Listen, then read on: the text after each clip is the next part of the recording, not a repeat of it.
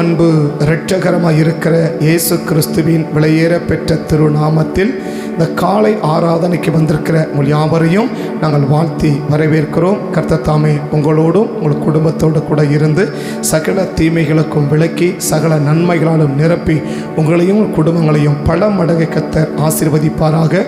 கர்த்தருடைய பரிசுத்த நாமம் மகிமை பெறட்டும். ஆமே. தேவன் செய்ய நினைத்தது ஒரு நாளும் தடைபடாது. ஆமே. கர்த்தருடைய வாழ்க்கையில் என்ன செய்யணும்னு நினைச்சிருக்கிறாரோ அதை நிச்சயமாகவே தேவன் செய்து நிறைவேற்றி முடிப்பதற்கு தேவன் நல்லவராக இருக்கிறார். இந்த காலை ஆராதனையில் கர்த்தர் கொடுத்த வாக்கு தத்தத்தை மையமாக வைத்து தொடர்ச்சியாக வேதத்தை கவனித்து கொண்டு வருவதற்கு தேவன் நமக்கு அனுக்கிரகம் பாராட்டியிருக்கிறார். ஆமே. ஏசாயா தீர்க்க தரிசன புஸ்தகம் 41 அதிகாரம் 10 நீ பயப்படாதே, நான் உன்னுடனே இருக்கிறேன், திகையாதே, நான் உன் தேவன், நான் உன்னை பலப்படுத்தி உனக்கு சகாயம் பண்ணுவேன். பின்னாடி ஒருத்தர் வாசிங்க. நீ பயப்படாதே, நான் உன்னுடனே இருக்கிறேன், திகையாதே, நான் உன் தேவன், நான் உன்னை பலப்படுத்தி உனக்கு சகாயம் பண்ணுவேன். ஆண்கள் ஒருத்தர் வாசிங்க. நீ பயப்படாதே, நான் உன்னுடனே இருக்கிறேன், திகையாதே, நான் உன் தேவன், நான் உன்னை பலப்படுத்தி உனக்கு சகாயம் பண்ணுவேன். ஆமே. ஆமே. ஆமேன். என்ன அர்த்தம்? அப்படியே ஆக கடவுது. எப்படி ஆக கடவுது? தேவனுடைய சகாயம் நமக்கு உண்டாக கடவுது. ஆமே. அப்போ தேவன் சகாயம் பண்ண விரும்புகிறார். சகாயனா என்னெல்லாம் தொடர்ந்து கவனித்து வந்துட்டோம். பட் இந்த சகாயத்தை தேவன் யாருக்கு செய்ய விரும்புகிறார்? இந்த சகாயத்தை தேவன் யாருக்கு செய்ய விரும்புகிறாருன்னா ஆபிரகாமின் சந்ததிக்கு தான் தேவன் செய்ய விரும்புகிறார். ஆமே. யாருக்கு செய்ய விரும்புகிறார்? ஆபிரகாமின் சந்ததிக்கு. 8ஆம் வசனம் வாசிக்கிறோம். சேர்ந்து வாசிக்கலாமா? 8ஆம் வசனத்தை எல்லாம் சேர்ந்து வாசிக்கலாமா? என் தாசனாகிய இஸ்ரவேலே, நான் தெரிந்து கொண்ட யாக்கோபே, என் சிநேகிதனாகிய ஆபிரகாமின் சந்ததியே. ஆமே. அப்படி யாருக்கு சொல்லப்பட்ட வார்த்தை? ஆபிரகாமின் சந்ததிக்கு சொல்லப்பட்ட வார்த்தை. ஆமே. அப்போ ஆபிரகாமின் சந்ததியாக இருப்போமானால் நிச்சயமாக தேவன் நமக்கு என்ன கொடுக்க முடியும் அப்படின்னா தேவன் நமக்கு சகாயம் பண்ண முடியும். ஆமே. அப்போ ஆபிரகாமின் சந்ததியாக காட்டுகிறது ஒரு கூட்டம், ஆபிரகாமின் சந்ததியாய் வாழ்கிறது மற்றொரு கூட்டம். ஆமே.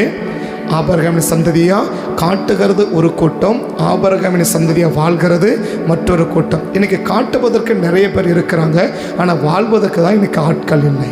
ஆமே. ஆமே. ஆண்டவருடைய பிள்ளைகளாகவும் ஆபிரகாமின் பிள்ளைகளாகவும் காட்டுவதற்கு இன்றைக்கி நிறைய பேர் என்ன செய்கிறாங்க? நிறைய இருக்கிறாங்க, ஆனால் வாழ்வதற்கு தான் என்ன இல்லைன்னா ஆட்கள் இல்லை. இன்றைக்கி காட்டுவதற்கு ஆண்டவர் கேட்கல, வாழ்வதற்கு தான் கர்த்தர் கேட்கிறார். ஆமே. அப்போ அந்த ஆபிரகாம் சந்ததி எப்படி இருப்பார்கள் என்று சொல்லி நாம் தொடர்ச்சியாக கவனிக்க ஆரம்பித்து கடந்த வாரம் கவனிக்கும் போது நல்மதிப்பை பெறுகிறது ஆபிரகாமின் சந்ததி என்று இல்லையா?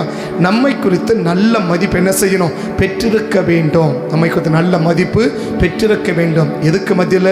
ரட்சிக்கப்பட்ட சபைக்கு மத்தியில் இல்லை, ரட்சிக்கப்படாத தேவ ஜனங்கள் நாம் இருக்கிற இடத்துல, நாம் வசிக்கிற தெருவில், நாம் இருக்கிற குடும்பத்தில் இன்னைக்கு நம்மை குறித்து ஒரு நல்ல மதிப்பு இருக்கிறதா என்பதை நாம் கவனிக்க வேண்டும்.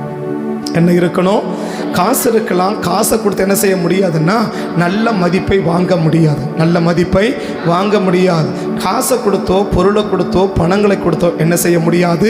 நல்ல மதிப்பை வாங்கவே முடியாது. அப்போ நல்ல மதிப்பு எப்போ பெற முடியும் என்று 3 காரியத்தை நான் கடந்த வாரத்தில் சொன்னேன் இல்லையா? கடந்த 3 காரியத்தை சொன்னேன். ஒன்று என்ன? ரட்சிக்கப்படாத ஜனங்களோடு கூட அதிகமான நேரம் செலவிடுவோமானால் நம்முடைய நல்ல மதிப்பு போயிடும். நம்முடைய நல்ல மதிப்பு போயிடும். மாறாக என்ன? ஸோ யாரிடத்துல நேரத்தில் செலவிடணுமோ, எப்படி செலவிடணுமோ அப்படி நம்ம செலவிட்டோம்னால் நிச்சயமாக நம்ம நல்ல மதிப்பு கெடுவதற்கு வாய்ப்புகள் இல்லை என்று. 2வது சொன்னோம், அந்த ரட்சிக்கப்படாத தேவ ஜனங்களிடத்தில் ஒரு இலவசமாய் ஒரு பொருளை பெறுவதற்கு நாம் என்ன செய்யவே கூடாது, விரும்பவே கூடாது, நம்ம வாங்கவே கூடாது. அப்படி இருப்போமானால் நிச்சயமாக நம்முடைய மதிப்பு, ஒரு நல்ல மதிப்பை நாம் என்ன செய்ய முடியும், பெற முடியும், நல்ல மதிப்போடு கூட வாழ முடியும். அப்படி இல்லை, ரட்சிக்கப்படாத ஜனங்களிடத்திலும் அவங்க கொடுக்குறேன்னு சொல்லலாம், ஆனாலும் என்ன செஞ்சிடக்கூடாது, அவ்வளவு சீக்கிரமாக கையை நீட்டி வாங்கிடவே கூடாது. ஒருவேளை சொன்னா ரட்சிக்கப்படாத ஜனங்களிடத்தில் நம்ம கையை நீட்டவே கூடாது. ஆமே, ரட்சிக்கப்படாத ஜனங்கள் நம்ம கையை என்ன செய்யக்கூடாது, நீட்டவே கூடாது. அப்படி இருப்போமானால் நிச்சயமாக நம்முடைய நல்ல மதிப்போடு கூட என்ன செய்ய முடியும், வாழ முடியும். மூணாவது சொன்னோம், ரட்சிக்கப்படாத ஜனங்களை குறித்து நமக்கு ஒரு நல்ல மதிப்பு என்ன செய்யணும், இருக்க வேண்டும். அப்படி இருக்குமானால் நமக்கு ஒரு நல்ல மதிப்போடு என்ன செய்ய முடியும், வாழ முடியும். இந்த வார்த்தையை கேட்டு மூணுத்தையும் கேட்டு கவனித்தவர்கள் எவ்வளோ பேர் புறஜாதி ரட்சிக்கப்படாத ஜனங்களோடு கூட நேரத்தை செலவிடுவதை தவிர்த்து கேட்கறது எவ்வளோ நாளாக கேட்கலாம், எவ்வளோ பிரசங்கம் கேட்டாச்சு இல்லையா, ஏராளமான பிரசங்கம் என்ன செய்யாச்சு, நிறைய பிரசங்கம் கேட்டாச்சு. இன்னைக்கு கேட்டு கேட்டு காது புளிச்சு போச்சு, அப்படி தான் சொல்லணும். கேட்டு கேட்டு காதில் என்ன ஆகி போச்சுன்னா புளிச்சு போச்சு. அப்படி சாப்பிட்டு தெவிட்டி போகிறத போல் பிரசங்கங்களை கேட்டு கேட்டு என்ன ஆகி போச்சுன்னா காது புளிச்சு போச்சு. ஏன்னா தினமும் ஒரு பிரசங்கம் அப்படின்னா அது என்ன ஆகி போச்சுன்னா சரி வழக்கமான ஒரு தான் அப்படின்னு போயிடுது இல்லையா. எவ்வளோ பேர் எங்கள் நேரங்களை நாங்கள் ரட்சிக்கப்படாத தேவ ஜனங்களோடு கூட நாங்கள் செலவிடவில்லை. அதுக்கு ரெண்டு காரியம் விதிவிலக்குன்னு சொன்னேன். ஒன்று என்ன, படிக்கிற பிள்ளைகளுக்கு அது விதிவிலக்கு, வேலை செய்கிறவளுக்கு அது விதிவிலக்கு என்று இல்லையா. வேலை செய்யும்போது எங்கே செஞ்சாகணும், அங்கே தான் நம்ம செஞ்சாகணும் இல்லையா. படிக்கிறவங்க தான் இருந்தாகணும், அவங்களுக்கு மத்தியில் தான் இருந்தாகணும். இதற்கு மத்தியில் நான் ரட்சிக்கப்படாத ஜனங்களோடு கூட என் நேரத்தை நான் என்ன செய்யவில்லை, வீணடிக்கவில்லை, செலவிடவில்லை. ஏன்னா என்ன அவசியம், அவசியமான வார்த்தைகளுக்கு பேசின போன வந்த பார்த்து முடிஞ்சிச்சு, அவ்வளோதான். மற்றபடிக்கு என் நேரங்களை என்ன செய்யலை, வீணாய் அவர்களோடு கூட நான் செலவிடவில்லை என்று இன்னைக்கு நீங்களும் நான் சொல்லுவோம்னா நிச்சயமாக நாம் யாராக தான் இருக்க முடியும், ஆபிரகாமின் சந்ததியாக தான் இருக்க முடியும். இப்படி யாரால தான் வாழ முடியும்னா ஆபிரகாமின் சந்ததியாரால தான் வாழ முடியும். யாரால? அப்போ அவங்களால தான் எப்படி வாழ முடியும்னா நம்முடைய நேரங்களை ரட்சிக்கப்படாத ஜனங்கள், ஆனால் ஏற்கனவே அதுக்கு விளக்கமெல்லாம் கடந்த வாரம் சொல்லிட்டேன். ரட்சிக்கப்பட்ட ஜனங்கள் எதை குறித்து பேசுவாங்க, எப்படி பேசுவாங்க, எதை குறித்து இருப்பாங்க, எதெல்லாம் நேரங்களை செலவிடுவாங்க அப்படின்னு இல்லையா. இப்போ ரட்சிக்கப்பட ரெண்டு பேரும் என்ன செய்யலாம், ஒன்று என்ன செய்யலாம், ஒன்று வசனத்தை பற்றி பேசலாம், இல்லை கொஞ்சம் நேரம் ஸ்தோத்திரம் பண்ணலாம், இல்லை கொஞ்சம் நேரம் ஜெபம் பண்ணலாம் இல்லையா. இது யார்கிட்ட நடக்கிறது, ரட்சிக்கப்பட்ட தேவ ஜனங்கிட்ட நடக்கிறது இல்லையா. இப்படி நடக்கலை அப்படின்னா அது காரியங்கள் வேறு மாதிரி, அது காரியம் வேறு மாதிரி. நான் போன வாரத்துக்கு முன்னாடி வரவங்களுக்கு சொல்லிட்டேன், ஜெபிக்காதவங்க யாரால ஜெபிக்க முடியாது, ஜெபிக்கிறவங்களும் எப்படி இருக்கணும், யாரை போட்டு ஆண்டவர் உலகத்தோடு ஒப்பிட்டு காட்டார் அப்படின்னா ஜெபிக்காத ஒரு நபரை தான் காட்டார் இல்லையா. அது யாக்கோபு 4ஆம் அதிகாரத்தை உங்களை மையப்படுத்தி சொல்லிட்டேன் இல்லையா. ஒரு கூட்டம் ஜெபிக்குது, எப்படி ஜெபிக்குது, தான் ஆசைக்காக ஜெபிக்குது. ஒரு கூட்டம் என்ன செய்யவே இல்லை, ஜெபிக்கவே இல்லை. இதை ரெண்டையும் சேர்த்து 4ஆம் வசனத்தில் சொல்லாரு, விபச்சாரரே விபச்சாரியன்னு சொல்லி முடிச்சுட்டு போயிட்டான். ஆமே, இவங்கெல்லாம் யாருன்னா ஒரு விபச்சார சந்ததிக்கு சமம், ஒரு உலகத்துக்கு சமம் என்று சொல்லிட்டு போயிட்டாரு. யாரை பார்த்து, மேலே ஜெபத்தை பற்றி சொல்லிட்டு கீழே விபச்சார சந்ததின்னு சொல்லிட்டு முடிக்கிறார் இல்லையா. அப்போ யாரால ஜெபிக்க முடியாது, ஒரு உலகத்தின்படி வாழ்கிற ஒரு நபரால் ஜெபிக்கவே முடியாது, ஜெபிக்கவே மாட்டார்கள், ஜெபிக்கவே மாட்டார்கள். மாறாக ஆபிரகாமின் சந்ததியாக இருந்தால் தொட்டதுக்கெல்லாம் ஜெபம், எடுத்ததுக்கெல்லாம் ஜெபம், உட்கார்ந்தா ஜெபம், எழுந்தா ஜெபம், நடந்தா ஜெபம், படுத்தா ஜெபம், பார்த்தா ஜெபம், கேட்டா ஜெபம் இல்லையா. உட்கார்ந்தா ஜெபம், எழுந்தா ஜெபம், நடந்தா ஜெபம், பார்த்தா ஜெபம், கேட்டா ஜெபம், எல்லாத்தையும் என்னதான் இருக்கும், ஜெபம் ஜெபம் ஜெபம் ஜெபம் என்று ஜெபத்திலே மூழ்கி கொண்டு இருப்பார்கள். ஆனால் அதனால் வேலை வெட்டிக்கு போகாமல் இல்லை, எங்கே போனாலும் சரி. ஆனால் அவங்க எப்படி தான் இருப்பாங்க, சாதாரண ஒரு ட்ராவல் பண்ணுறாங்கன்னா ஒன்று ஸ்தோத்திரம் பண்ணுவாங்க, இல்லை வசனத்தை யோசிப்பாங்க, இல்லை ஜெபம் பண்ணுவாங்க, ஏதோ ஒன்று நடக்கும் தனியாக போனால் கூட இல்லையா. இது நடக்குது அப்படின்னா தான் அவங்க யார், ஆபிரகாமின் சந்ததி. இது எதுவுமே நடக்கலைங்க, ஏதோ ஞாயிற்றுக்கிழமை கோயிலுக்கு வந்து உட்கார்ந்துட்டு போகிறேன் அப்படின்னு சொன்னால் அவங்க யாராக இருக்க முடியாது, ஆபிரகாமின் சந்ததியாக இருக்க முடியாது. ஆபிரகாமின் சந்ததியாக இல்லாதவர்களுக்கு தேவன் என்ன செய்ய முடியாதுன்னா சகாயம் பண்ண முடியாது. நீ எப்படி வேணாலும் வாழலாம், நோ ப்ராப்ளம். நீ ஆபிரகாம் சந்ததியை வாழலாம், இல்லை வாழாமலும் போகலாம், வான் விருப்பம். கர்த்தர் என்ன செய்ய மாட்டார், இல்லைப்பா நீ இப்படி தான் வாழ்ந்து ஆகணும் அப்படின்னு என்ன செய்ய மாட்டார், நிர்பந்தம் பண்ண மாட்டார். கர்த்தர் கட்டாயப்படுத்த மாட்டார். நம்ம ஆண்டவர்கிட்ட ஒரு பழக்கம் எப்போவுமே நம்ம தெரிஞ்சுக்கணும், எதையும் கட்டாயப்படுத்தி என்ன செய்ய மாட்டார்னா செய்ய வைக்க மாட்டார். எதையுமே கட்டாயப்படுத்தி என்ன செய்ய மாட்டார், செய்ய வைக்க மாட்டார். நான் இப்போ யோசித்தேன், ஒரு காரியத்தை கட்டாயமாக செஞ்சு தான் ஆகணும்னு பண்ணலாமான்னு. ஆனாலும் தகப்பன்னு அப்படி இல்லை, நம்ம ஏன் செஞ்சுக்கணும், தோத்துறன்னு விட்டுட்டேன். ஆமே. இப்போ ஒரு சம்பவத்தை நேற்று யோசனை பண்ணி இருந்தேன். ஒரு சம்பவத்தை என்ன செய்யணும் அப்படின்னா கட்டாயமாக என்ன செஞ்சுதான் ஆகணும், நீ செய்யணும் அப்படின்னு கொஞ்சம் கட்டாயப்படுத்தலாம் அப்படின்னு நினச்சி வருஷம் முடிகிற வரைக்கும் நினச்சேன். ஆனால் ஜெபத்தை முடிக்கும் போது உள்ள ஒரு உணர்வு, தகப்பனே அப்படி இல்லை, அவருக்குள்ள நம்ம எப்படி செய்யறது, அதனால வேணாம் விட்டுரு, அவங்க என்ன பண்ணிட்டு போட்டோம், அந்த மாதிரி விட்டாச்சு. ஆமே. அப்போ ஏன் நான் சொல்ல வரேன்னா, ஆபிரகாமின் சந்ததியினால் இப்படி தான் இருப்பாங்க, அதுக்கு மாற்று கருத்தே கிடையாது, மாற்று கருத்தே கிடையாது. அப்படி இருந்தால் தான் அவங்க யாரு, ஆபிரகாமின் சந்ததி. அந்த சந்ததிக்கு தான் தேவன் என்ன செய்ய விரும்புகிறார், சகாயம் பண்ண கர்த்தர் விரும்புகிறார். ஆமே. அப்போ கடந்தவர் கவனித்தது என்ன, நல்ல மதிப்பை பெறுகிறவர் யாரு, ஆபிரகாம். இந்த வாரம் மற்றவங்கள ஆசீர்வாதத்துக்கு காரணமாக இருக்கிறது ஆபிரகாமின் சந்ததி. மற்றவங்களுடைய ஆசீர்வாதத்துக்கு காரணமாக அமைகிறவர்கள் ஆபிரகாமின் சந்ததி. இப்போ எம்மனால மற்றவங்க எவ்வளோ பேர் ஒரு நாளைக்கு ஆஸ்வதிக்கப்படுகிறார்கள், ஒரு வாரத்துக்கு எவ்வளோ பேர் நம்மால் ஆஸ்வதிக்கப்படுகிறார்கள். இப்போ நான் இருக்கிறேன்னா, நான் ஒரு ஆபிரகாமின் சந்ததினா என்னால் ஒரு வாரத்தில் இல்லை ஒரு நாளில் எத்தனை பேர் ஆஸ்வதிக்கப்படுறாங்க. என்னால் யாருமே ஆசீர்வதிக்கப்படலை அப்படின்னு சொன்னால் நான் நிச்சயமாக யாராக இருக்க முடியாதுன்னா ஆபிரகாமின் சந்ததியாக இருக்கவே முடியாது. நான் ஒரு ஆபிரகாமின் சந்ததியாக இருந்தா சோ நான் யாருக்காவது ஒரு நாளைக்கு அட்லீஸ்ட் ஒரு நபருக்காவது நான் என்னவா இருப்பேன்னா ஆசீர்வாதமா இருப்பேன். என்னால் ஒரு நாளைக்கு ஒரு நபர் கூட ஆசீர்வதிக்கப்படலை இல்லை ஆசீர்வாதத்துக்கு காரணமா மாறலை, நான் யாருக்குமே ஆசீர்வாதமா இல்லை அப்படின்னா நாம் நிச்சயமா 100% இந்த வேதத்தின் அடிப்படையில் ஆபிரகாமின் சந்ததியா இருக்கவே முடியாது. அவங்க ஆபிரகாமின் சந்ததியா இல்லாம இருக்கிறதுனால தான் அவங்களால யாருக்குமே என்னவா முடியல, ஆசீர்வாதமா மாற முடியல. ஆனா ஆபிரகாமின் சந்ததியா இருந்தா கட்டாயமா ஒரு நாளைக்கு ஒரு நபருக்காவது அட்லீஸ்ட் ஒரு நபருக்காவது அவங்க யாரா மாறுவாங்கன்னா ஆசீர்வாதமாய் மாறுவார்கள். ஆமே.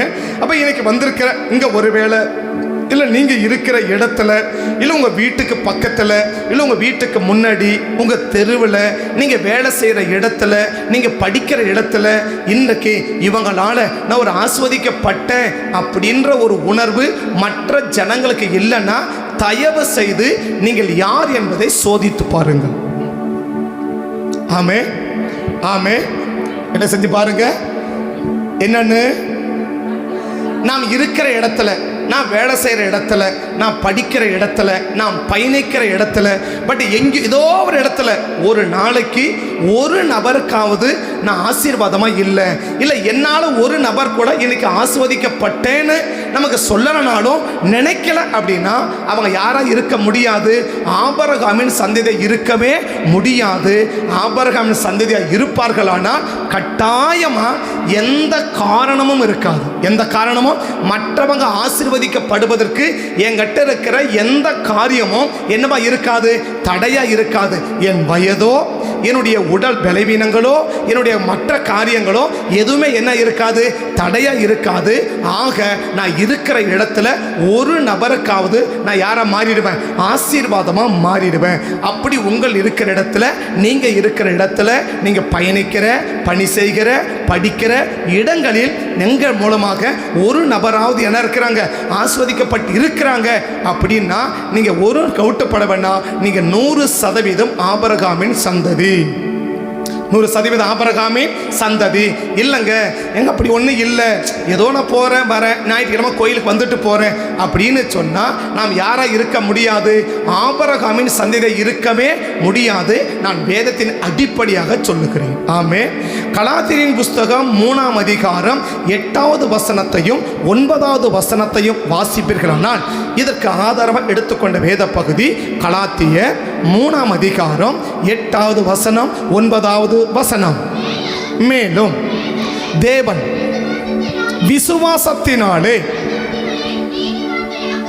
புறஜாதிகளை நீதிமான்கள் ஆக்குகிறார் என்று கண்டு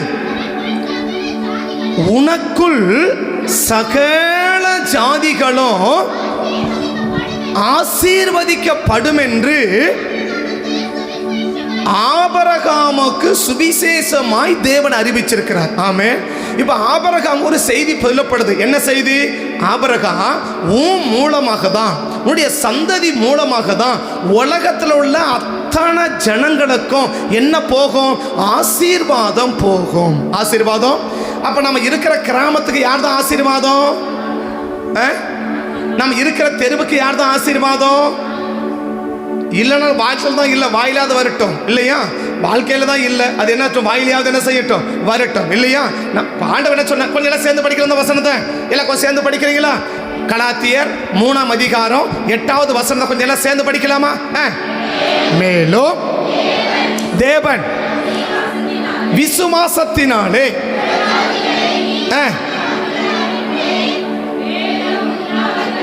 கண்டு உனக்குள், அந்த ஒரு வார்த்தை மட்டும் முக்கியமான வார்த்தை. என்ன வார்த்தை? இப்ப ஆபிரகாமை பார்த்து ஆண்டவர் சொல்றார். என்ன சொல்றார்? உனக்குள் சகல ஜாதிகளும் ஆசீர்வதிக்கப்படும் என்று ஆபிரகாமுக்கு சுவிசேஷமாய் முன்னறிவித்தார். இப்ப ஆபிரகாம் கொடுத்த வார்த்தை என்ன வார்த்தை? ஆபிரகாம் இந்த உலகத்தில் இருக்கிற எந்த மனுஷனானாலும் சரி, உலகத்தில் இருக்கிற எந்த மனுஷனான சரி, ஆசீர்வாதம் யார் மூலமாக தான்? உன் மூலமாக தான் ஆசீர்வாதம். உன் மூலமாக தான் ஆசீர்வாதம். அடுத்த வசனமோ அந்தபடி விசுவாச மார்க்கத்தார் விசுவாசமுள்ள ஆபிரகாமுடனே ஆசீர்வதிக்கப்படுகிறார்கள். ஆமென்.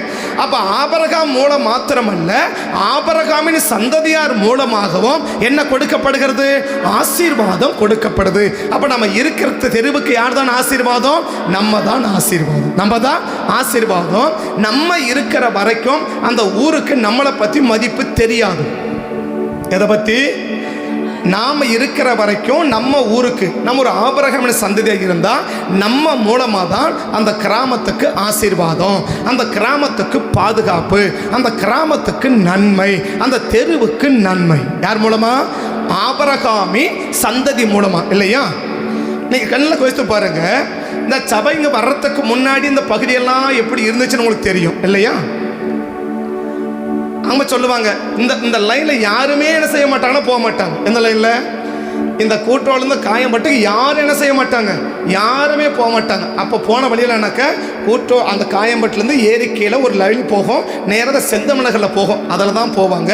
அடுத்தபடி அந்த லைனை சுற்றிட்டு போவாங்க. இந்த லைன் என்ன செய்ய மாட்டாங்க, யாருமே வரமாட்டாங்க. அப்படின்னு நான் சொல்லலை. காயம்பட்டில் ஒரு முதிர்ந்த வயதுள்ள ஒரு நபர் சொல்லிட்டு போகிறான். என்னென்னு? இப்போ அங்கே ரோடெல்லாம் என்ன ஆகி போச்சு? பிளாக் ஆகி போச்சு. இந்த ரோடு தான் என்ன ஆகி போச்சு?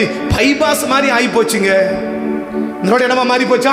பைபாஸ் மாதிரி மாறி போச்சு. இங்கே தான் என்ன இருக்குது? எந்த நேரமும் வண்டி போயின்னு வந்துக்கிட்டே இருக்குது. இதுக்கு முன்னாடி அப்படி இல்லை. கொஞ்சம் வருஷத்துக்கு முன்னாடி அதுதான் வழி, அப்படி தான் போயின்னு இருந்தாங்க. நாங்களாம் அப்படி தான் போயிருந்தோம். இப்போ தொட்டா எந்த பக்கம் தான் வரோம்? இந்த பக்கம் தான் நாங்கள் வரோம் இல்லையா? நீங்கள் லைனில் பாருங்கள், சபை வரத்துக்கு முன்னாடி அந்த லைன்லாம் எப்படி வச்சிருப்பாருங்க? ஒன்றுமே கிடையாது, ஒன்றுமே கிடையாது. ஆனால் இப்போ பாருங்க, கிட்டத்தட்ட செங்கமும் சொல்ல சபையும் ஒன்றா சேர்ந்துரும் போடுறது இல்லையா?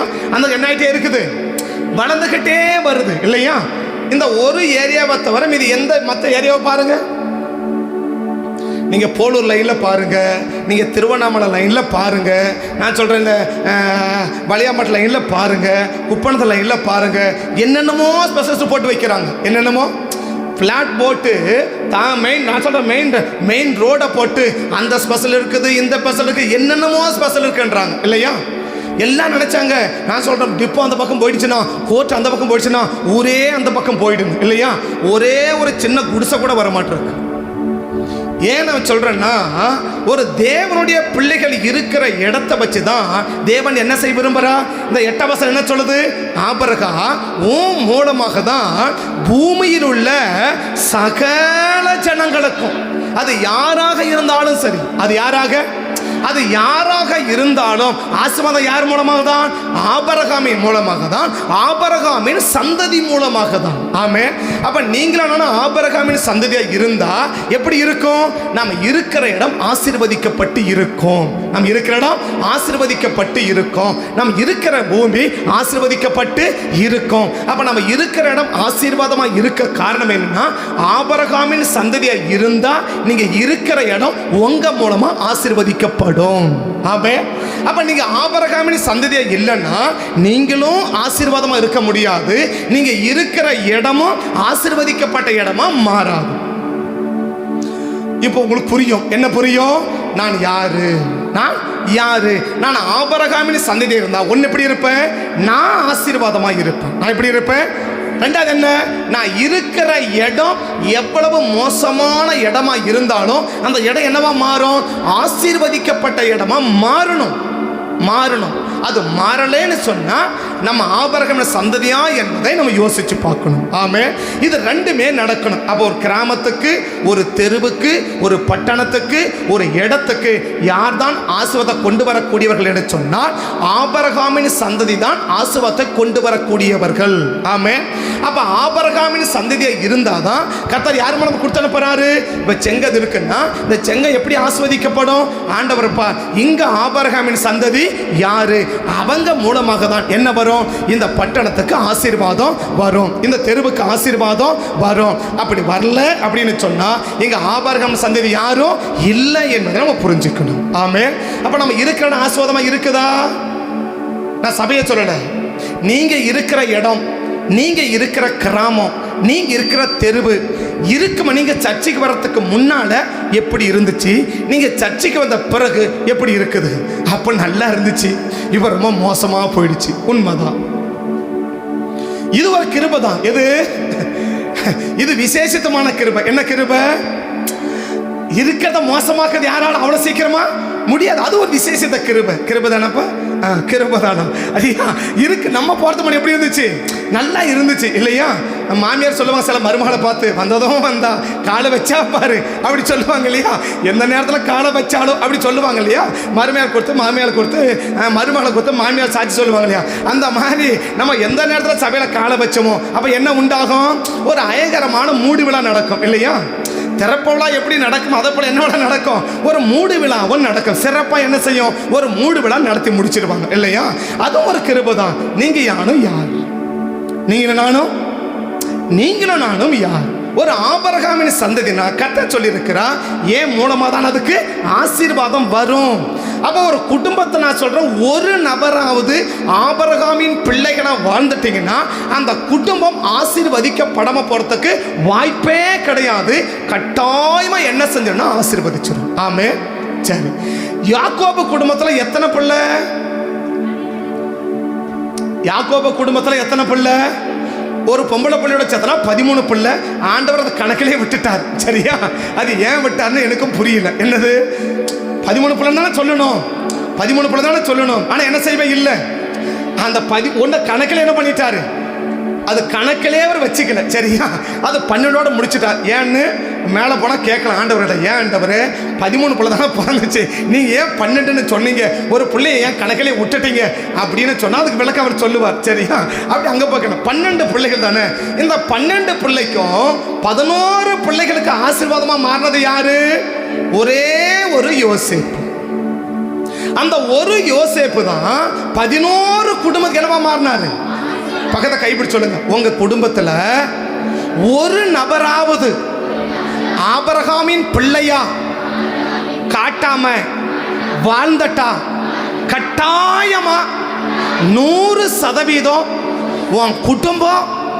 உங்க குடும்பம் ஆசீர்வதிக்கப்படாம போறதுக்கு வாய்ப்பே இல்லை. அப்ப எங்க குடும்பம் ஆசீர்வாதமா இல்லைன்னா என்ன அர்த்தம்?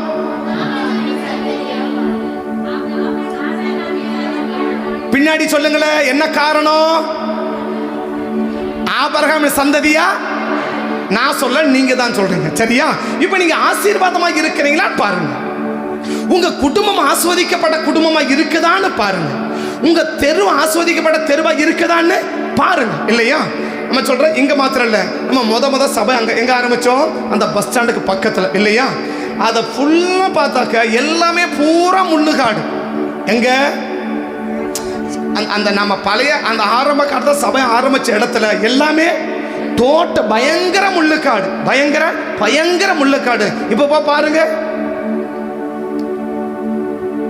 ஏன் அப்படின்னு சொன்னா, ஒரு தேவனுடைய பிள்ளை இருக்கிற இடத்தையே அப்படி ஆஸ்வதிப்பார்னா, தேவனுடைய பிள்ளைய வாழ்றவங்களை எப்படி ஆஸ்வதிப்பார்? புரியுதுங்களா சொல்றது? ஒரு தேவனுடைய பிள்ளைகள் இருக்கிற இடத்தை என்ன செய்யறாரு? ஆசீர்வதிக்கிறார் இல்லையா? ஒரு தேவனுடைய பிள்ளைகள் இருக்கிற இடத்தை என்ன செய்யறாரு? ஆசீர்வதிக்கிறாருன்னா, ஒரு தேவனுடைய பிள்ளைகளை வாழ்றவங்களை எப்படி ஆஸ்வதிப்பார்? நான் சொல்றேன், இந்த இந்த இந்த இடம் பார்த்தீங்கன்னா ஆரம்பத்தில் வாங்குறதுக்கு ஆளே இல்லை. எது? இந்த இடத்தை சரியா நாங்கள் ஏற்கனவே வந்து பார்த்து கேட்கும் போது இங்கே எதுவுமே இல்லைன்னு சொன்னா, அப்புறம் அவரே சொன்னார் என்னது அங்கே மூணில் ஒரு இடத்துக்கு இப்போ பாருங்கன்னு. அப்போ நாங்கள் மனைவாக குளிதூர் ஊழியத்துக்கு போயிட்டு பார்த்தோம். அப்படி இருந்த ஐயா இருந்தார். அவர்கிட்ட பேசும்போது சொன்னார், ஆளு கிடைச்சா போதும் நினைச்சாங்க. எதுக்கு? இதை வாங்கிறதுக்கு ஆளு.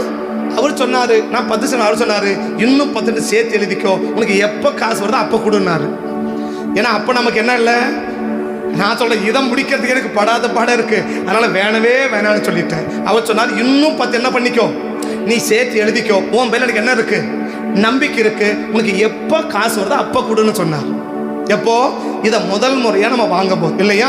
ஆனால் 3 மாதம் கழிச்சிட்டு போயிட்டு இந்த இடம் வாங்குறது பக்கத்தில் போய் கேட்டேன்னு சொன்னாக்க, இப்போ எது நாங்கள் என்ன செய்யறது இல்லை, கொடுக்கறது இல்லைன்னு கேட்டார். நம்ம பிரதர் எவ்வளோ ட்ரை பண்ணி பார்த்தாரு அந்த 14 செட்டை வாங்குறதுக்கு, என்ன செய்யவே முடியல. ஏன்னாக்கா அவ்வளவு ஹைல சொல்லி நிற்கிறாங்க. எதனால? ஒரு ஆபிரகாமின் சந்ததியா இருப்போம்னா நம்ம இருக்கிற இடத்தை தேவன் கட்டாயமா என்ன செஞ்சு ஆகணும்னா ஆசீர்வதிச்சே ஆகணும். அப்படி ஆசீர்வதிக்கலாம். இந்த வசனம் பொய். எந்த வசனம்? கலாத்தியர் 3:8 பொய். எப்படி பொய்? ஆபிரகாம் சொல்றாரு, உன் மூலமா தான் பூமியில் உள்ள சகல ஜனங்களும் ஆஸ்வதிக்கப்படுவாங்க. அப்படின்னா நாம் இருக்கிற இடத்துல நம்ம கிராமம், நம்ம தெருவு ஆசீர்வதிக்கப்படலைன்னா ஒன்று இந்த வசனம் பொய். எந்த வசனம்? கலாத்தியர் 3:8 பொய். அந்த கலாத்தியர் 3:8 உண்மைன்னா நம்ம இருக்கிற என்னவா மாறணும்?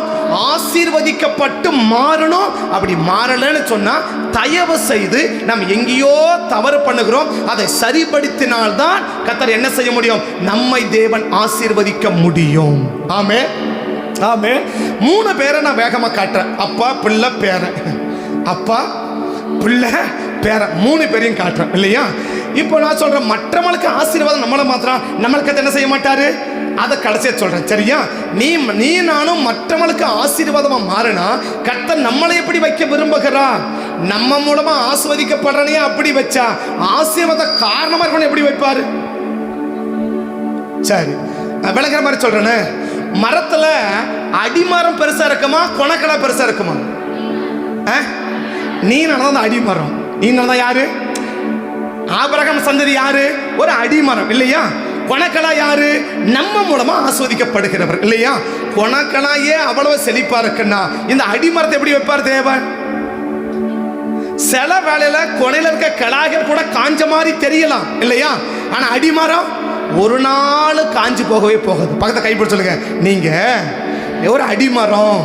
மரத்தினுடைய அடிப்பகுதி யாரு? மரத்தின் அடிப்பகுதி யாரு? சொல்லுங்க, கையை பிடி சொல்லுங்க, பக்கத்தை பார்த்து சொல்லுங்க. நீங்க தான் ஒரு மரத்தினுடைய அடிப்பகுதி. மரத்தினுடைய கொனைகளாய் காயலாம், நுனிகளாய் காயலாம், ஆனா அடிமரம் என்ன செய்யாது? ஒரு நாளும் காயாது. ஆமே. அப்ப நீ நானும் யாரு? ஒரு மரத்தினுடைய அடிப்பகுதி. இது ஒரு நாள் காஞ்சி போகாது. இந்த மரத்தை தேவன் ஆசீர்வாதம் வைப்பதுதான் கர்த்தருடைய சித்தம். அதுதான் தேவனுடைய நோக்கம், அதுதான் தேவனுடைய எதிர்பார்ப்பு, அதுதான் தேவனுடைய ஆசை. நிச்சயமாக தேவன் அதை நிறைவேற்றுவதற்கு தேவன் நல்லவராக இருக்கிறார். ஆமே. அப்ப ஆபிரகாமின் சந்ததி மற்றவங்களுக்கு என்னவா மாறும்? ஆசீர்வாதமாய் மாறும். ஆதியாகமத்தின் புஸ்தகம் 14ஆம் அதிகாரம் முதல்ல ஆபிரகாமை சொல்றேன். ரெண்டாவது ஈசாக்க சொல்றேன், மூணாவது யாக்கோபை சொல்றேன். தெரிஞ்ச வேத பகுதி, ஆனால் இந்த கோணத்தில் நான் சொல்லும்படி தேவன் ஏவினபடினாலே உன்னை சொல்லி நான் ஜெபிக்க போகிறேன். ஆதியாகமம் 14ஆம் அதிகாரத்துக்கு வந்தீங்கன்னா 13வது வசனத்தையும் 14வது வசனத்தையும் 15வது வசனத்தையும் வாசிக்கலாம். ஆதியாகமம் 14 13 15 வரைக்கும் வாசிக்கலாம். தப்பி ஓடின ஒருவன் எபிரேயனாகிய ஆபிரகாமிடத்தில் வந்து எதை அறிவித்தான்? லோத்து பிடித்து கொண்டு போகப்பட்டதையும் அவன் பொருட்கள் எல்லாவற்றையும் என்ன செஞ்சிட்டாங்க? எடுத்துட்டு போயிட்டாங்க. அவனுக்கு சாப்பாடு கூட இல்லப்பா, அவனுக்கு சாப்பாடு கூட இல்லை, சாப்பாட்டுக்கே ரொம்ப கஷ்டப்படுறாங்க அப்படின்னு சொல்றாங்க இல்லையா? ஒரு சின்ன கருத்து, எந்த குடும்பம் சாப்பாட்டுக்கு கஷ்டப்படும்? சத்ருவினால பிடிக்கப்பட்டிருக்கிற குடும்பம் சாப்பாட்டுக்கு கஷ்டப்படும். சத்ருவினால, அது எந்த சத்ருன்னு வேண்டாம், பொதுவாக என்ன, ஒரு குடும்பம் ஒரு நபர் சாப்பிட்ற சாப்பாட்டுக்கு கூட கஷ்டப்படுறாங்க அப்படின்னு சொன்னா அந்த குடும்பம் யார் கட்டுப்பாட்டில் இருக்கு? சத்ருவினுடைய நேரடி கட்டுப்பாட்டுக்குள் இருக்குது. நேரடி கட்டுப்பாட்டுக்குள் அந்த நீதிமன்றம் லோத்து சத்ருவினால் பிடிக்கப்படாத வரைக்கும் தேவ தூதர்களாக ஒரு சோறு போட முடியும் இல்லையா? தேவ தூதர்கள் என்ன செய்ய முடியும்? சோறு போட முடியும். ஆனா எப்ப அந்த நாலு ராஜாக்கள் வந்து இந்த சோதம் இந்த லோத்தை பிடிச்சாங்களோ அன்னைக்கு நிலைமை என்ன? சாப்பாட்டுக்கு கூட ரொம்ப கஷ்டப்படக்கூடிய நிலைமை யாருக்குன்னா லோத்துக்கு இல்லையா? ஆமாங்களா? சொல்றது புரியுதானே? எந்த குடும்பம் சாப்பாட்டு கூட கஷ்டப்படும்? சத்ருவினால பிடிக்கப்பட்ட குடும்பம், சத்ருவின் நேரடி கட்டுப்பாட்டுக்குள் உள்ள குடும்பம் சாப்பிட்ற சாப்பாட்டு கூட கஷ்டப்படும். இன்னைக்கு நான் சாப்பிட்ற சாப்பாட்டு கூட கஷ்டப்படுறேன் அப்படின்னு சொன்னா நான் என்ன புரிஞ்சுக்கலாம்? ஒன்று, சத்ருவின் நேரடி பார்வையில் நான் இருக்கிறேன். 2, சத்ரு கட்டுப்பாட்டுக்குள் நான் இருக்கிறேன். இதை ரெண்டையும் தாண்டி என்னால் என்ன செய்ய முடியாது? செயல்பட முடியாது. இந்த ரெண்டுக்குள்ள இருக்கிற மனுஷன் தான் சாப்பிட்ற சாப்பாட்டு கூட கஷ்டப்படுவாங்க. ஆமே, இன்னைக்கு சாப்பிட்ற சாப்பாடு குடும்பம் கஷ்டப்படுவேன்னா உங்களை குறையாக சொல்லவில்லை. தயவு செய்து இதை சரிப்படுத்தினாதான் அந்த கட்டுகளிலிருந்து அந்த பார்வையிலிருந்து நீ வெளியே வந்தாதான் தேவன் என்ன செய்ய முடியும்? உன்னை பரிபூர்ணமாய் தேவனை ஆஸ்வதிக்க முடியும். ஆமே, இப்போ 14ஆம் அதிகாரத்தில் போஜன பதார்த்தங்கள் எல்லாம் எடுத்துட்டு போயிட்டானா 19ஆம் அதிகாரத்தில் லோத்து 2 தேவ தூதரை கூட்டு போய் என்ன செய்யறாரு? சாப்பாடு வேண்டி கூட்டு போற இல்லையா? இந்த 2 பேருக்கு சாப்பாடு எவ்வளவு ஆபிரகாம் சமைச்சாரு? 3 படி மாவுன்றார். 3 படி மெல்லிய மாவு, அது இது எல்லாம் போட்டு என்ன செய்யறார்? அப்ப இந்த அளவுக்கு சமையல் மற்றவங்களுக்கு கொடுக்கிற அளவுக்கு என்ன இருக்குது? ஆஸ்வாதமா இருக்குது. ஆனா கொஞ்சம் முன்ன ஏன் சாப்பாடு இல்ல? சத்ரு பிடிச்சிட்டான். சத்ருவின் நேரடி கட்டுப்பாட்டுக்குள் இருக்கிறான். அப்ப சத்ருடைய நேரடி கட்டுப்பாட்டுக்குள் இருக்கிற குடும்பம் சாப்பாட்டு கூட கஷ்டப்படும். ரெண்டாவது என்ன? சத்ருவின் நேரடி பார்வையில் இருக்கிற குடும்பம் சாப்பாடு இல்லாம தவிக்கும். என்ன செய்யும்? தவிக்கும். இது ஒரு சின்ன கருத்தை சொல்றேன், வாசிக்கலாம். தப்பி ஓடின ஒருவன் எபிரேயனாகிய ஆபிரகாமிடத்தில் வந்து எதை அறிவித்தான்? லோத்து பிடிச்சு கொண்டு போனதையும் ரொம்ப கஷ்டப்படுற என்பதையும் அறிவித்தான். ஆபிரகாம் தன்னோட உடன்படிக்கை செய்திருந்த மனிதராகிய எஸ்கோல், ஆரோன், மம்ரேயின் புருஷராகிய சமபூமியிலே குடியிருந்தான். தன் சகோதரன் சிறையாக கொண்டு போகப்பட்டதை ஆபிரகாம் கேள்விப்பட்ட போது அவன் தன் வீட்டிலே பிறந்த கைப்படிந்தவர்களாகிய 318 பேருக்கு ஆயுதம் தரிப்பித்து தான் என ஊர் மட்டும் போய் அவர்களை தொடர்ந்து ராக்காலத்திலே அவனவன் வேலைக்காரர்களும் பிரிந்து விழுந்து அவர்களை முறியடித்து துரத்தி சகல பொருட்களையும் திருப்பி கொண்டு வந்தான். இப்ப யாருக்கு அவன் ஆசீர்வாதமாக இருக்கிறான்? சபைக்கு ஆபிரகாம் ஆசீர்வாதமாக இருக்கிறான். யாருக்கு ஆசீர்வாதமா இருக்கிறாரு? நான் ஏற்கனவே 2வது மாதம் இது சம்பந்தப்பட்ட ஒரு செய்தி. என்ன செய்தி?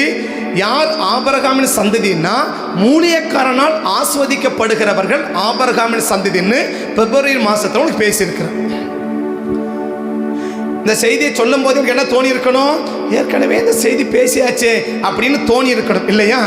எங்களுக்காக தோணல, நீங்களா ஏங்க அதை ஞாபகப்படுத்துறீங்க அப்படின்னு தோணுது இல்லையா?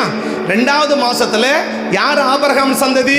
ஊழியக்காரனால் ஆஸ்வதிக்கப்படுகிறவன் சொல்லி மெல்கிசேதேக்கு ஆபிரகாமை ஆசீர்வாத செய்தியை உங்களுக்கு பேசியிருக்கோம். ஆமே. அது என்ன? ஊழியக்காரனால் நாம் ஆஸ்வதிக்கப்படுவது. இது என்ன? நாம் மற்றவர்களுக்கு ஆசீர்வாதமாய் மாறுவது. அது என்ன? ஊழியக்காரன் யார் ஆஸ்வதிக்கிறார்? ஆபிரகாமை ஆஸ்வதிச்சார். ஆபிரகாமை ஆஸ்வதிச்சார். அப்படின்னு நம்ம யாரா இருக்கணும்? ஆபிரகாமின் சந்ததியாக இருந்தா ஒரு ஊழியக்காரனின் ஆசீர்வாதம் கட்டாயம் என்ன செய்யும்? கிடைக்கும். ஊழியக்காரன் ஆசீர்வாதம் தேவையா? ஊழியக்காரனுடைய ஆசீர்வாதம் இல்லாம உனக்கு எந்த ஆசீர்வாதமும் வராது. வரக்கூடாதுன்னு சொல்லல, வராது. ஏன் வராது? ஆசீர்வதிப்பதற்காக ஏற்படுத்தப்பட்டவன் தான் யாரு? ஊழியக்காரன் இல்லையா? சரி, இப்போ ஒரு ஆள் இங்கே சென்னையில் நம்ம இந்தியாவிலேருந்து லண்டனுக்கு போகணுன்னா எப்படி போகணும்? அந்த லண்டனுடைய ஏர்போர்ட், அந்த லண்டனுடைய அந்த இல்லை அந்த தூதரகம், அந்த லண்டனுடைய தூதரகம் எங்க இருக்கும்? டெல்லியில் இருக்கும். அந்த இடத்துக்கு போகாம அவன் எங்க போக முடியாது? லண்டனுக்கு போக முடியாது. லண்டனுக்கு போக இப்போ பாஸ்போர்ட் யார் தான் அப்ரூவல் பண்ணணும்? இந்திய கவர்மெண்ட் இல்லை. இலங்கைக்கு போகணும்னா இலங்கை கவர்மெண்ட்டு, அமெரிக்காவுக்கு போகணும்னா அமெரிக்க கவர்மெண்ட்டு, லண்டனுக்கு போகணுன்னாக்க இங்கிலாந்து கவர்மெண்ட்டு. அந்த தூதரகம் தான் அவங்கள அப்ரூவ்டு வாங்கி இவங்க எங்கே போகலாம், இவங்க அங்கே போகலாம், இவங்க அனுமதி கொடுக்கணும். அப்போ தான் எங்கே ஏற்றுக்குமா? இங்க சீல் குத்தி இவங்க அனுமதிக்காத ஒரு ஆளு லண்டன் ஏர்போர்ட்ல போய் என்ன செய்ய முடியாது? இறங்கவே முடியாது. அத போல சபையில வந்து ஊழியக்காரன் ஆசீர்வதிக்காத ஒரு நபர் நீ எந்த உலகத்துல போனாலும் நீ தேவனிடத்தில் என்ன வாங்க முடியாது? ஆசீர்வாதம் வாங்க முடியாது. ஆசீர்வாதம் வாங்க. அப்ப ஆசீர்வாதம் சபையில வந்து ஊழியக்காரன் ஆசீர்வதிக்கிறேன்னா எப்படி லண்டன் அந்த அந்த தூதரகத்துல போயிட்டு அதை வாங்கணும்னு சொன்னா அப்படியே அவன் சுத்திக்கிட்டு கிடக்கணுமோ, அதை போல ஆசீர்வாதத்தை சுத்திக்கிட்டே கிடக்கலாம். என்ன வாங்க முடியாதுன்னா ஆசீர்வாதத்தை வாங்க முடியாது. ஆமே. அப்போ ஒரு ஊழியக்காரனுடைய ஆசீர்வாதம் எவ்வளவு முக்கியம் என்று சொல்லி உங்களுக்கு அந்த செய்தியில் பேச. இப்போ நான் அதை பேசல. எப்போ 2வது மாதம் உங்களுக்கு அது பேசியாச்சு. ஒரு ஊழியக்காரனின் ஆசீர்வாதம் எப்படி இருக்கும், அவன் எப்படி ஆசீர்வதிக்கணும், எப்படி ஆசீர்வதிச்சா எப்படிப்பட்ட ஆசீர்வாதம் எனக்கு கிடைக்கும் என்பதெல்லாம் அப்போ உங்களுக்கு சொல்லியிருக்கிறேன். உங்களுக்கு செய்தி நம்ம சேனல்லையும் போட்டுட்டு இருப்பாங்க இல்லையா? அவங்க போட்டாங்க, நாங்கள் பார்த்தா தானே எங்களுக்கு எவ்வளோ வேலை கிடக்கு, அதெல்லாம் எங்களுக்கு பார்க்குறதா வேலை. அவனுக்கு வேலையெல்லாம் உட்காந்து அதை அப்லோடு பண்ணின்னு காசு நிறைய கிடக்கு. அதனால் என்ன பண்ணியிருக்கிறான்? நெட்டை போட்டு பேஸ் பண்ணி உட்காந்துக்கிறான். எங்களுக்கு அப்படியா வேலை? எங்களுக்கு ஏகப்பட்ட பிஸி ஒர்க்கு. பிஸியாக இருங்க, ஒன்றும் பிரச்சனை இல்லை. ஆமே. அப்ப நம்ம புரிஞ்சுக்கணும். அப்ப நம்ம மற்றவங்க என்னவா இருக்கு? ஆசீர்வாதமா மாறணும். இங்க ஆபிரகாம் யாருக்கு ஆசீர்வாதமாய் மாறுகிறாருன்னா தான் இருக்கிற சபைக்கு. இப்ப ஆபிரகாம் லோத்தை பத்தி என்ன சொல்லப்படுது? உன் சகோதரனாகிய லோத்து. அப்படியா? தன் சகோதரனாகிய லோத்து பிடிக்கப்பட்டு போனதை ஆபிரகாம் கேள்விப்பட்டுன்றார். இப்ப யாருக்கு அவர் ஆசீர்வாதமா மாற விரும்புறார்? சகோதரன் அப்படி சொல்றாரு இல்லையா? இப்ப நம்ம எல்லாம் யாரு? சகோதரர்கள். சகோதரன் என்ன அர்த்தம்? சக உதிரம் உள்ளவர்கள். சக உதிரம். சகோதரன் என்ன அர்த்தம்? சக உதிரம். உதிரம் என்ன? ரத்தம் இல்லையா? அப்ப என் உடம்புல என்ன ரத்தம்? இயேசுவின் ரத்தம்னா இவன் உடம்புல என்ன ரத்தம்? அதே இயேசுவின் ரத்தம். அதான் திருப்பந்தில நம்மளை என்ன செய்யுது? அந்த ஐக்கியத்திலே நம்மளை இணைக்கிறது. நம்மளை அது இணைக்கிறது. அப்ப அந்த சகோதரராக இருக்கிற நமக்கு தான் இவன் முதலாவது சொல்றா, உன் சகோதரன் பிடிக்கப்பட்டு போனதை கண்டு. அப்ப ஆபிரகாம் யாருக்கு ஆசீர்வாதம் மாற விரும்புகிறா? சகோதரன் என்பது சபை இல்லையா? சகோதரன் என்பது குடும்பம் அல்ல, சபை. குடும்பம் அல்ல, சபை. அப்ப குடும்ப சபைக்கு நாம் இருக்கிற சபைக்கு நான் யாரா மாறணும்? ஆசீர்வாதமாய் மாறணும். என் குடும்பத்தில் நான் இருக்கிற சபையில் ஏன் மூலமா யார் ஆஸ்வதிக்கப்பட்டிருக்கிறாங்க? இங்க வந்திருக்கிறவர்கள் யாராவது, எல்லாருக்கும் பிரச்சனைகள் உண்டு. யாருக்கு பிரச்சனை ஆட்கள் யாருமே பிரச்சனை இல்லாத ஆட்கள் யாருமே கிடையாது. எல்லாருக்கும் பிரச்சனைகள். அவங்க வயசு கேட்டபடி, அவங்க வளர்ச்சி கேட்டபடி, அவங்க திறமை கேட்டபடி என்ன இருக்குது? எல்லாருக்கும் அவர்களுக்கு ஏற்றாற்போல பிரச்சனைகள் உண்டு. உண்டா? உண்டா? இங்க வந்திருக்க யாருமே எனக்கு பிரச்சனையே இல்லைன்றது என்ன இருக்கிறீங்களா? எனக்கு பிரச்சனையே கிடையாது அப்படின்னு என்ன இருக்கிறீங்கன்னா அவங்க பிசாசுக்கு அவனும் ஃப்ரெண்டுன்னு அர்த்தம். யார் அவளோ? யார் அவளோ? பிரச்சனையே இல்லைன்னு சொல்றவங்களும் பிசாசு ரொம்ப நெருங்கின க்ளோஸ் ஃப்ரெண்ட் அர்த்தம். அப்படி என்ன அர்த்தம்? Close friend. எனக்கு பிசாசு தான் யாரு? பிரச்சனையை உருவாக்குறவன் யாரு? பிசாசு தானா? பிரச்சனையை உருவாக்குறவன் யாரு? பிசாசு தானா? அப்ப பிசாசு யாருக்கு பிரச்சனையை உருவாக்க மாட்டான்? அவன் ஃப்ரெண்டுகளுக்கு என்ன செய்ய மாட்டான்? ஃப்ரெண்டுகள் என்ன பிரச்சனை இருப்பாங்களா? ஃப்ரெண்டுங்களுக்கு என்ன பிரச்சனை இருப்பாங்களா? யாரும் இருக்க மாட்டாங்க இல்லையா? அப்ப எனக்கு பிரச்சனை இல்லைன்னு என்ன அர்த்தம்? பிரச்சனைகள் வருவதும் ஜெபித்த பிறகு அடங்குவதும் கர்த்தர் மாற்றுவதும் எல்லாருடைய வாழ்க்கையிலும் இருக்கும். இருக்குமா? அவங்க வளர்ச்சி கேட்டபடி, அவங்களுடைய வயசு கேட்டபடி, அவங்களுடைய சூழ்நிலை கேட்டபடி, அவங்களுடைய நிலைமை கேட்டபடி எல்லாருடைய வாழ்க்கை பிரச்சனைகள் இருக்கும். ஏசுனார் வாழ்க்கையிலே பிரச்சனை இருக்கு. இருந்துச்சா? அப்படின்னு நாம் என்ன அர்த்தம்? என் வாழ்க்கையில் பிரச்சனை இல்லைன்னா ஒன்று நீ ஏசுநாதருக்கு மேலே இருக்குன்னு அர்த்தம். இல்லைன்னு சொன்னாக்க நீ சாத்தானுக்கு ஃப்ரெண்டுன்னு அர்த்தம். நீ யாரு? இயேசுவுக்கு மேலையா இல்லை சாத்தானுக்கு ஃப்ரெண்டா? ரெண்டு முறை தான் பிரச்சனை இருக்கும் இல்லையா? அப்ப பிரச்சனையே எல்லாருக்கும். அப்ப அந்த பிரச்சனை வரும், பிரச்சனைகள் வரும். இந்த பிரச்சனை நம்ம மூலமா இந்த ஆளுக்கு ஒரு குடும்பத்தில் ஒரு பிரச்சனை டக்குனு சொன்னாங்க, நாங்க கூடி ஜெபிச்சோம், அந்த பிரச்சனையை கர்த்தர் மாற்றினா.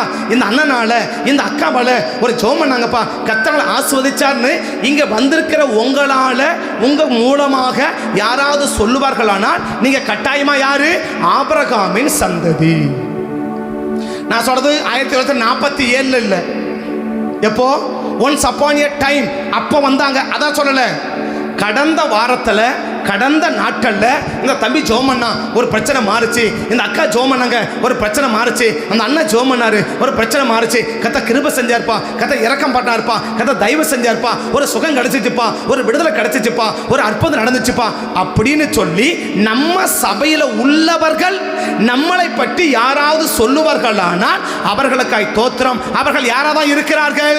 ஆபிரகாமின் சந்ததியாக தான் இருக்கிறார்கள். இப்ப பக்கத்தை கைப்பிடிச்சுக்கலுங்க. உங்களை பத்தி எப்படி? உங்களை பத்தி இங்க இருக்கிற யாராவது அப்படி கேளுங்க, கேளுங்க. இங்க இருக்கிற அப்படி கையை காட்டிதான் கேளுங்களேன்.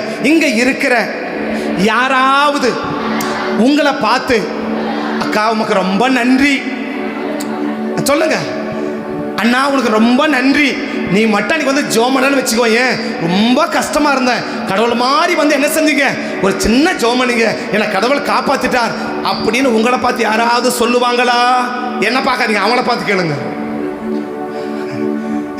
என்ன பார்த்தா நான் என்ன சொல்ல போறேன் இல்லையா? உங்களை பார்த்து யாராவது சொல்லுவாங்களா? அப்படி சொன்னாங்கன்னா கையை விடாதீங்க. அப்படி சொன்னாங்கன்னா நீங்க யாரு? ஆபிரகாமின் சந்ததி. ஆமென். அப்படி யாருமே சொல்லலன்னா, அப்படி யாருமே சொல்லலன்னா இன்னைக்கு நிரப்பிடுங்க. நீங்க ஆபிரகாமின் சந்ததியா இருப்பதற்கு என்னவே கிடையாது, வாய்ப்பே கிடையாது. ஆபிரகாம் வயசு எவ்வளவு? வயசு ஏறி போச்சு இல்லையா? ஏற்கனவே அந்த 4 ராஜாக்களை யாரு? 5 ராஜாக்களை தோக்கடிச்சு வெற்றி பெற்று போனவர்கள் இல்லையா? ஒரு 4-5 ராஜாவை அவன் என்ன செய்ய முடியல, ஜெயிக்க முடியல. ஊர் எப்படிப்பட்ட ஊரு? ரொம்ப புது ஊரு. 13ஆம் அதிகாரத்தில் இப்போது குடிசை போட்டு இருக்கிறாரு. 14ஆம் அதிகாரத்தில் சம்பவம் நடக்குது இல்லையா? அப்ப ஊர் புதுசுன்றதுனால ஆசீர்வாதம் தடைபடாது. ஊர் புதுசா இருக்கிறதுனால ஆசீர்வாதம் என்ன செய்யாது. பக்கத்தை கைப்பிடி சொல்லுங்க. உங்களுக்கு நீங்க இருக்கிற ஊரு புதுசா, நீங்க இருக்கிற ஊரு புதுசா போயிருக்கிறீங்களா? கேளுங்க, எல்லாம் பழைய ஆளுங்க தான், ஆனா கேளுங்க, புதுசா போயிருக்கிறீங்களா? புதுசா போயிருந்தாலும் ஆபிரகாமின் சந்ததியா இருந்தா ஆசீர்வாதத்துக்கு தடை இல்லை. ஆசீர்வாதம் என்ன இல்லை? தடை இல்லை. ஆமென். அப்ப ஆபிரகாம் எப்படி போயிருக்கிறாரு? பழைய ஊரா, பழகன ஊரா? இல்ல, புது ஊரு. புது ஊரு. இன்னும் சொல்ல போனா அங்க இருக்கிறவனா யாரு? எதிரிகள். அங்க இருக்கிறது யாரு? அங்க சொல்ற ஒரு வார்த்தை பாருங்க பார்க்கலாம். 14ஆம் வசனத்துல 13ஆம் வசனத்துல எமோரியருடைய சமபூமி இல்லையா? இந்த எமோரியன் யாரு? கானானில் உள்ள 7 எதிரிகளில் இந்த எமோரியனும் ஒருவன். கானானில் எத்தனை ஜாதி எதிரி ஜாதி? 7 பேர் இருக்காங்க இல்லையா? 7 கூட்டத்தை என்ன பார்க்குறாங்க? எதிர்க்க இருக்கிறாங்க. அந்த 7 கூட்டத்தில் ஒரு கூட்டம் எந்த கூட்டம்? எமோரிய இல்லையா? அப்ப எதிரிகளோட கூட இருந்தாலும் மற்றவங்க ஆசீர்வாதத்துக்கு தடை இல்லை. ஆமென். பக்கத்தை கைப்பிடி சொல்லுங்க, பக்கத்தை கைப்பிடி சொல்லுங்க. நீங்க இருக்கிற இடத்துல பிசாசு போராட்டம் பயங்கரமாக்குது. நான் சொல்ற மாதிரி சொல்லுங்க. நீ பயங்கரமாக்குதுன்னா அவன் பார்த்தா ஒண்ணு நினைச்சிருவான் இல்லையா?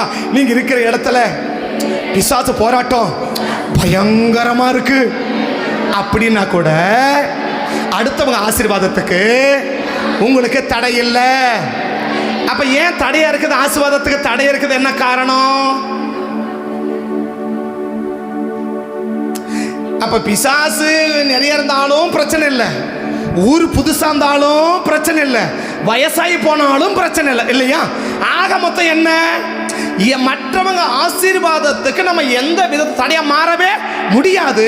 அப்ப மாறணும் என்ன அர்த்தம்? நான் ஆபிரகாமின் சந்ததியா இல்லை.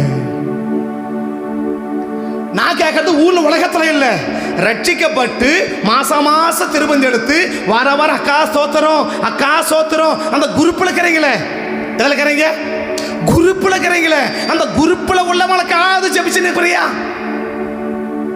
அது எனக்கு ஒரு ஆசை. அது என்னதான் குரூப்? அது என்னதான்?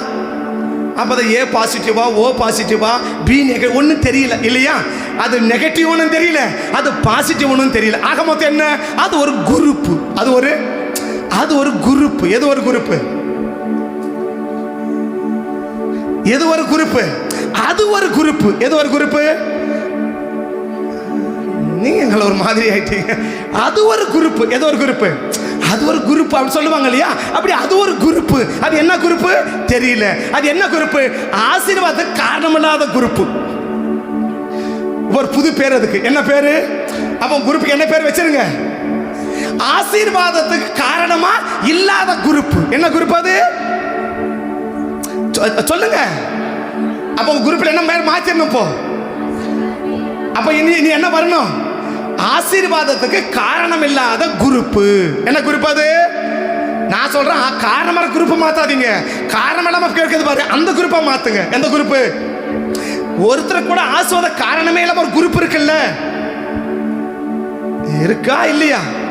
இருக்கும், இல்லைன்னா வராது. அங்க இருந்தா என்ன வரும்?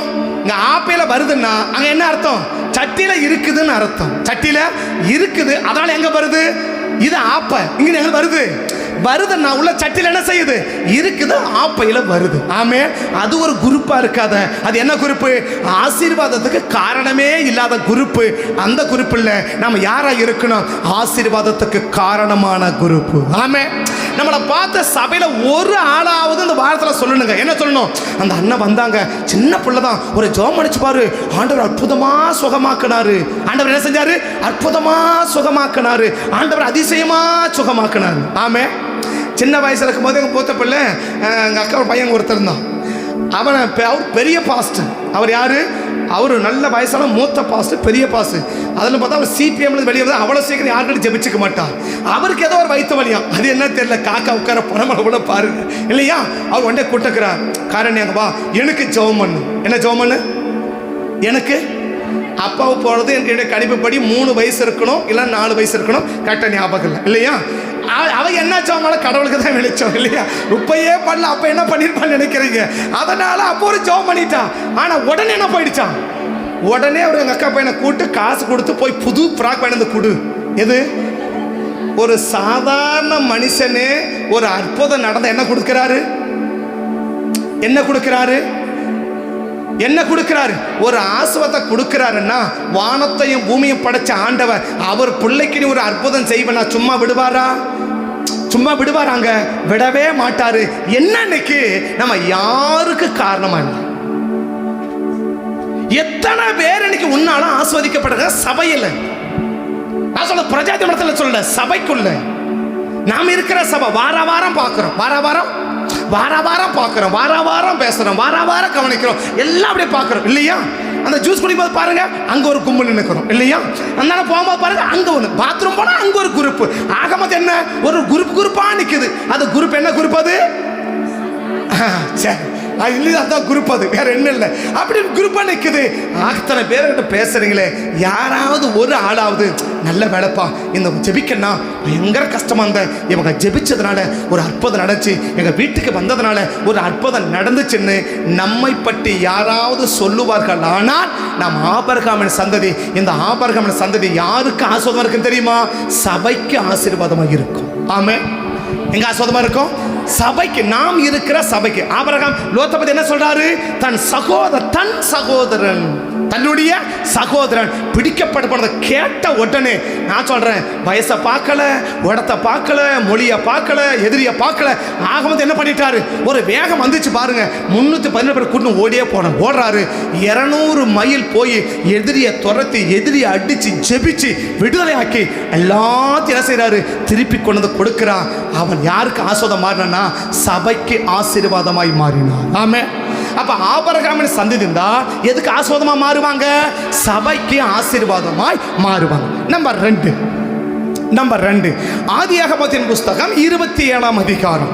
ஆதியாகமத்தின் புஸ்தகம் 27ஆம் அதிகாரம் முதல் 4 வசனத்தை வாசிச்சுட்டு 27, 28 வாசிக்கலாம். ஈசாக்கு முதிர் வயதானதினால் அவன் கண்கள் இருளடைந்து பார்வையற்று போன போது அவன் தன் மூத்த குமாரனாகிய ஏசாவை அழைத்து, என் மகனே என்றான். அவன் இதோ இருக்கிறேன் என்றான். உன் அம்பரா துணியை எடுத்துக்கொண்டு நீ வனத்துக்கு போய் என்ன செய்ய? எனக்காக வேட்டையாடி எனக்கு ருசியுள்ள பதார்த்தங்களை என்ன பண்ணிடு, எனக்கு புசிக்க கொண்டு வாப்பான்னு சொன்னார் இல்லையா? சரி, 27 நான் புசிச்சு உன்னை என்ன செய்யணும்? அதான் முக்கியம். போ, நான் புசித்து உன்னை என்ன செய்யணும்? உன்னை ஆசீர்வதிக்கணும். உன்னை என்ன செய்யணும்? எத்தனையோ பேர் எவ்வளோ சாப்பிட்றாங்களா? ரெபேக்காள் சாப்பிட்டுருப்பாங்களா? என்னைக்காவது ரெபேக்காள் இல்லை ஈசாக்கை கூப்பிட்டு, சரி யாக்கோபை கூப்பிட்டு, இல்லை ஏசாவை கூப்பிட்டு, நான் என்ன செய்யணும்? உன்னை ஆசீர்வதிக்கிறேன் வாப்பா அப்படின்னு கூப்பிட முடியுமா? அப்படின்னு கூப்பிட்டு இருக்கிறாங்களா? எத்தனை வருஷமா? இப்ப வயசு 40. யாருக்கு? பசங்களுக்கு 40. 40 பசங்களுக்கு 40. இந்த 40 வருஷமா ஒருத்தன் வீட்டு வேலை பாத்திரமெல்லாம் தேய்ச்சி கொடுத்தாருல்ல. எங்க அம்மாவுக்கு வீட்டில் பாத்திரமெல்லாம் தேய்ச்சி கொடுத்தாருல்ல. ஒரு ஆம்பளை பையன் பாத்திரம் தேய்ச்சி கொடுக்குறான் அம்மாவுக்கு இல்லையா? ஆனால் ஒரு பொம்பளை பிள்ளைங்கிறது வீட்டில் அம்மாவுக்கு பாத்திரம் தேய்ச்சி கொடுக்க மாட்டேங்குது. என்ன செய்ய? அது நாம கேட்டு வந்த குறை. அப்படி என்னது? யாக்கோப்பு ஆம்பளையா பொம்பளையாங்க? ஆம்பளை தானே. எங்க இருந்தாரு? கூடாரவாசி இல்லையா? அம்மாவுக்கு கூடாரத்தை இருந்தாரா? நான் சொல்றேன், சமைக்கிறது எவ்வளவு கத்துனுக்கிறாரா? எப்படி கத்துனுப்பாரு? அப்போ பாத்திரம் தேய்ச்சி கொடுத்துருக்கிறாரு, வீடு கூட்டி இருக்கிறாரு, எல்லாம் பண்ணியிருக்கிறார் இல்லையா? துணி துவைச்சிருப்பாரு, துணி மடிச்சு வச்சிருக்கிறார், எல்லாம் பண்ணியிருக்கிறார். யாரு? பக்கத்து கைப்பிடி சொல்லுங்க. ஒரு ஆம்பளை, 40 வயசு ஆம்பளை அம்மாவுக்கு எவ்வளவு உதவி செஞ்சாரு. உங்களுக்கு வயசு என்ன? கேளுங்க, உங்களுக்கு வயசு என்ன? என்ன வயசு? இத்தனை வயசுல இருக்கிறீங்கல்ல, உங்க அம்மாவுக்கு எதான செஞ்சு கொடுத்துருக்கிறீங்களா? அம்மா தான் எங்களுக்கு செஞ்சு கொடுக்கணும். அம்மா தான். சரி, அதில் ஒரு சின்ன கருத்துக்கு உங்களுக்கு சொல்லித்தர மாட்டாது சரியா? அப்படி சொன்ன பிள்ளைங்களுக்கெல்லாம் அது பிடிச்சிக்கும். ஆனால் இப்போ சொல்லித்தர மாட்டேன் சரியா? அதில் அந்த பிள்ளைங்களுக்கு ஒரு சின்ன கருத்து இருக்குது, ஆனால் சொல்ல மாட்டேன். இப்போ என்ன இப்போ சொன்ன என்ன ஆயிடுவீங்க? வேலை சொன்னா பத்தியா அப்படின்னு சொல்லிடுவீங்க. அதனால உங்களுக்கு சொல்லித்தர மாட்டாத. ஒரு சின்ன கருத்து இருக்குது சரியா? எப்படி நேரம் வந்தால் சொல்லித்தரேன். அப்போ பார்த்துக்கோங்க. அப்போ என்ன புரிஞ்சுக்கணும்? ஒரு 40 வயசு இல்லையா? ஆனால் யாருக்கு உதவியா இருக்கிறா? இவ்வளோ உதவி செஞ்சு கொடுத்தாருல, பாத்திரமெல்லாம் தேய்ச்சி கொடுத்தாரு, வீடெல்லாம் கூட்டி கொடுத்தாரு, துணியெல்லாம் மடிச்சு கொடுத்தாருல, அந்த மகனை கூப்பிட்டு, எப்பா இங்க வா, நான் என்ன செய்கிறேன், உன்னை ஒரு ஆசீர்வதிக்கிறேன் பாப்பா அப்படி கூப்பிட முடியுமான்னா? கூப்பிட முடியாது. கூப்பிட அந்த ஆபிரகாமின் வீட்டுக்குள்ள வந்தாலே ஒழிய அவள் யார் இல்லை? ஆபிரகாமின் சந்ததி இல்லை. ஆபிரகாம் சந்ததி இல்லை. ஆபிரகாம் குடும்பத்தில் ஒரு ஆள். யாரு? குடும்பத்தில் ஒரு ஆளே தவிர அவங்க யார் இல்லை? ஆபிரகாம் சந்ததி அவங்க இல்லை. அவங்க என்ன செய்ய முடியாது? ஆசீர்வதிக்க முடியாது. ஆனா ஈசா கூப்பிடுறார், பாப்பா நான் என்ன செய்யணும்? உன்னை ஆசீர்வதிக்கணும். வா, உன்னை ஆசீர்வதிக்கணும். அப்ப ஆசீர்வதிக்கிறது எந்த சந்ததி? ஆபிரகாமின் சந்ததி. ஆமே. அப்ப ஆசீர்வதிக்கிறது எந்த சந்ததி? ஆபிரகாமின் சந்ததி. அப்ப ஆபிரகாமின் சந்ததி இருந்தா கட்டாயம் என்ன செய்வாங்க? ஆசீர்வதிப்பாங்க. யாருக்கு ஆசீர்வாதமா இருக்கிறார்னா குடும்பத்துக்கு ஆசீர்வாதமா இருக்கிறார். ரெண்டாவது, அந்த ஆபிரகாமின் சந்ததி யாருக்கு ஆசீர்வாதமா மாறணும்? குடும்பத்துக்கு ஆசீர்வாதமாய் மாறணும். குடும்பத்துக்கு இப்ப யார் ஆஸ்வதிக்க கூப்பிட்டாரு? ஏசாவை கூப்பிட்டார் இல்லையா? இப்ப ஏசா யாரு? ஆபிரகாம், அந்த ஈசாக்குடைய மகன். ஈசாக்குடைய மகன்னா ஈசாக்கு குடும்பத்துல யார் ஒருவர்? ஏசா ஒருவர் இல்லையா? அப்ப நம்ம யாருக்கு ஆசீர்வாதமா இருக்கணும்? நம்ம குடும்பத்துக்கு நம்ம ஆசீர்வாதமா இருக்கணும். நம்ம குடும்பத்துக்கு. இன்னைக்கு எத்தனை பேர் உங்க குடும்பத்துக்கு நீங்க ஆசீர்வாதமா இருக்கிறீங்க? உங்க குடும்பத்துக்கு எத்தனை பேர் நீங்க? உங்க குடும்பத்தினால உங்களால உங்க குடும்பத்துக்கு என்ன பிரயோஜனம் அப்படி கேட்கிறேன். உங்களால உங்க குடும்பத்துக்கு என்ன நன்மை? உங்க அப்பா அம்மா கூப்பிட்டு அம்மா உங்க பிள்ளைகளால என்ன நன்மைன்னு கேட்டா எத்தனை பேர் பையனால இந்த நன்மை, பொண்ணுனால இந்த நன்மை அப்படின்னு எத்தனை அப்பா அம்மா கேட்பாருன்னு பார்த்தா ஒரே அப்பா அம்மா வாயிலிருந்து கூட வராது, ஒரு வார்த்தையும் வராது எனக்கு தெரிஞ்சிருக்கிறபடி. அதுக்கு மேல 1-2 இருக்கும்னா அவர்களுக்காய் தோத்திரம், கர்த்தர் ஆசீர்வதிப்பார். ஆமே. நான் சொல்றேன், சின்ன பிள்ளைகள் மட்டும் சொல்ல, வளர்ந்ததுக்கும் அதுதான், வளராத இருக்கிறதுக்கும் அதுதான். நம்மளை கூட்டு, நம்ம அப்பா அம்மா கூட்டு, உங்க பொண்ணு உங்களுக்கு எந்த விதத்துல ஆசீர்வாதமா இருக்கிறாங்க அப்படின்னு என்ன சொல்லுவாங்க அம்மா? உங்க அப்பா கூட்டு, உங்க பையன் உங்க பொண்ணு உங்களுக்கு எந்த விதத்துல ஆசீர்வாதமா இருக்கிறாங்கன்னு கேட்டா நம்ம அப்பா அம்மா, யார் அப்பா அம்மா? நம்ம அப்பா அம்மா கேட்பான், என்ன சொல்லுவாங்க? சொல்லுவாங்களா? அப்ப ஆபிரகாமின் சந்ததியா இருந்தா அவங்க குடும்பத்துக்கு அவன் யாரதான் இருப்பாங்க? ஆசீர்வாதமா இருப்பானா? உன் குடும்பத்துக்கு உன்னால என்ன ஆசீர்வாதம்? நீ பிறந்த குடும்பம், வளர்ந்த குடும்பம், வளர்த்த குடும்பம், உன்னை வளர்த்த வீடு எல்லாம் பண்ணாங்கல்ல, உன் குடும்பத்துக்கு உன்னால என்ன ஆசீர்வாதம்? இவங்களால எனக்கு ஆசீர்வாதம், இவங்களால எனக்கு ஒரு சின்ன ஆசீர்வாதம், இவங்க பரவாயில்லப்பா எனக்கு பிரயோஜனமா இருக்கிறாங்க, எனக்கு சப்போர்ட்டா இருக்கிறாங்க, எனக்கு உதவியா இருக்கிறாங்க, பரவாயில்ல கர்த்தர் படுத்த பிள்ளைக்காய் ஸ்தோத்திரம் அப்படின்னு சொல்ல முடியுமா? ஆண்டவரே நீர் எனக்கு தந்த பிள்ளைக்காய் ஸ்தோத்திரப்பா அப்படின்னு சொல்ல முடியுமா? யாராலதான் முடியும்? ஆபிரகாமின் சந்ததியால தான் முடியும். ஆபிரகாமின் சந்ததியால தான் முடியுமே தவிர மற்ற யாரால அது முடியாது. அப்ப ஆபிரகாமின் சந்ததி இருந்தா நம்ம குடும்பத்துக்கு நம்ம யாரா மாறணும்? பக்கத்து கைப்பிடி சொல்லுங்க, இது வரைக்கும் இல்லைன்னா கூட பரவாயில்ல, இன்னைக்கு மனம் திரும்பிடுங்க. இன்னைக்கு என்ன மனம் திரும்பிடணும்? உன் குடும்பத்துக்கு நீ ஆசீர்வாதமா மாறணும். உன் குடும்பத்தை ஆசீர்வாதமா என்ன செய்யணும்? மாறணும். என்ன ஆசீர்வாதம் அடுத்த வாரம் நீ வந்து சொல்லணும். என்ன சொல்லணும்? போன மறுபடியும் சொன்னீங்க, நாங்க மனம் மாறிட்டோம், இப்படி எல்லாம் எங்க குடும்பத்துக்கு என்னவா இருந்தோம், இந்த ஒரு வாரத்தில் செஞ்சுட்டா வந்து சொல்லுங்க. என்ன செய்ய, வேற என்ன செய்ய இல்லையா? வாழ்நாள் முழுது கடைபிடிக்க முடியல கூட பரவாயில்ல, சரி இந்த வாரம் சொன்னீங்கல்ல, நானும் ஆமான்னு சொல்லிட்டேன்ல, நானும் சொன்னீங்களா சொல்லலையா? சொன்னீங்க தானே? அப்ப ஆமேன்னு என்ன அர்த்தம்? அப்படியே செய்ய வேண்டாம் சொன்னீங்க. அப்ப பரலோகமும் கேட்டுச்சு, நாங்களும் கேட்டோம் இல்லையா? நீங்க சொன்னதை பரலோகமும் கேட்டுச்சு, நாங்களும் கேட்டோம் இல்லையா? அப்ப நீ கேட்டீங்கல்ல, அதுக்காவது என்ன பண்ணுங்க, இந்த ஒரு வாரம் செய்யுங்க பார்க்கலாம் இல்லையா? இந்த ஒரு வாரம் செஞ்சா அது அப்படியே கண்டினியூ ஆகுதான்னு பார்க்கலாம் இல்லையா? செஞ்ச பழக்க தோசை அப்படியே செய்ய முடியுதான்னு பார்க்கலாம். ஆகமத்து என்ன, நம்ம குடும்பத்துக்கு நம்ம ஆசீர்வாதமாக மாறணும். ஆபிரகாம் சந்ததியா இருந்தாதான் என்ன செய்ய முடியும்? மாற முடியும் இல்லையா? வாசியர் 27, 28. அவன் கிட்ட போய் முத்தம் செய்தான். அப்பொழுது மோகந்து, இதோ என் குமாரனுடைய வாசனை. இது போன வாரத்துக்கு முன்னாடி வர உங்களுக்கு சொல்லிட்டேன் இல்லையா? கர்த்தர் எதை வச்சு ஆஸ்வதிக்கிறாரு? வாசனை. உன் மேல என்ன வாசனை? எதை வச்சு யார் பிள்ளைன்னு சொல்லிட்டாரு? சட்டைய முகந்து பார்த்தே நீ யாருன்னு சொல்லிட்டார். சட்டையை முகந்து பார்த்தே இவன் யாருன்னு. ஒருவேளை யாக்கோப்பு சட்டையை போட்டிருந்தா, யாக்கோப்பு அவன் சட்டையை போட்டு போது என்ன ஆயிருக்கும்? இவன் என் பிள்ளையே கிடையாது, ஓடி போயிடான்ட்டு பாரு இல்லையா? பார்த்து கைப்பிடி சொல்லுங்க. போடுறதும் போடுறீங்க, சென்ட்டு வாசனை சட்டையா போடு. என்ன சட்டை? சென்ட்டு வாசனை சட்டையாவது என்ன செய்யுங்க? உங்களை பத்தி ஒரு வாசனை அடிக்கட்டும். என்ன வாசனை? ஒரு ஜபாதி போடுற வாசனையாவது அடிக்கட்டும் இல்லையா? எதை வச்சு ஆஸ்வதிக்கிறாரு? வாசனையை வச்சு ஆஸ்வதிக்கிறான். அவர் ஸ்மெல் பண்ணுறாரு. இது யார் ஜபம்? பரிசுத்தவானின் ஜபம். இது யார் ஜபம்? இது பாவியின் ஜபம். இதை கீழே போடு, இதை மேலே எடு அப்படின்னு எதை பார்த்து தான் ஆஸ்வதிக்கிறாரு?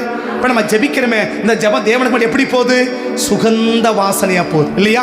நோவா பலி செலுத்தினா மேலே எப்படி போச்சு? சுகந்த வாசனையை கர்த்தர் நுகர்ந்தா. அப்போ நம்மை பற்றி ஒரு நல்ல வாசனை இருந்தா ஆசீர்வாதம். ஆசீர்வாதம். நம்மளை பற்றி என்ன வாசனை? வாசனை என்ன? நம்ம பேருனாக்க எழுத்து பேர் இல்லை. நம்மளை பற்றி மற்றவங்க என்ன நினைக்கிறாங்க? நல்ல பிள்ளை, அந்த பிள்ளையா, அருமையான பிள்ளை, அந்த பிள்ளையா, அந்த அந்த ஒரு ஊருக்குள்ள பொண்ணு பார்க்க போனாங்களாம். என்ன பார்க்க போனாங்களாம்? பொண்ணு பார்க்கணும். ஒருத்தன் ஊர்லேருந்து வெளியில் வரான், ஒருத்தன் ஊர்லேருந்து வெளியில் வரான், ஒருத்தன் ஊர்லேருந்து வெளில போகிறான், வெளியிலேருந்து உள்ளே போகிறான். அவன் கேட்குறான், இந்த ஊரில் இந்த பொண்ணு எப்படி?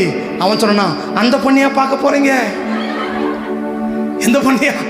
அந்த பொண்ணையா பார்க்க போகிறீங்க? அப்போ அவனுக்கு புரிஞ்சு போச்சு, என்னது பிள்ளை அவ்வளவும் சொக்க தங்கம் இல்லையா?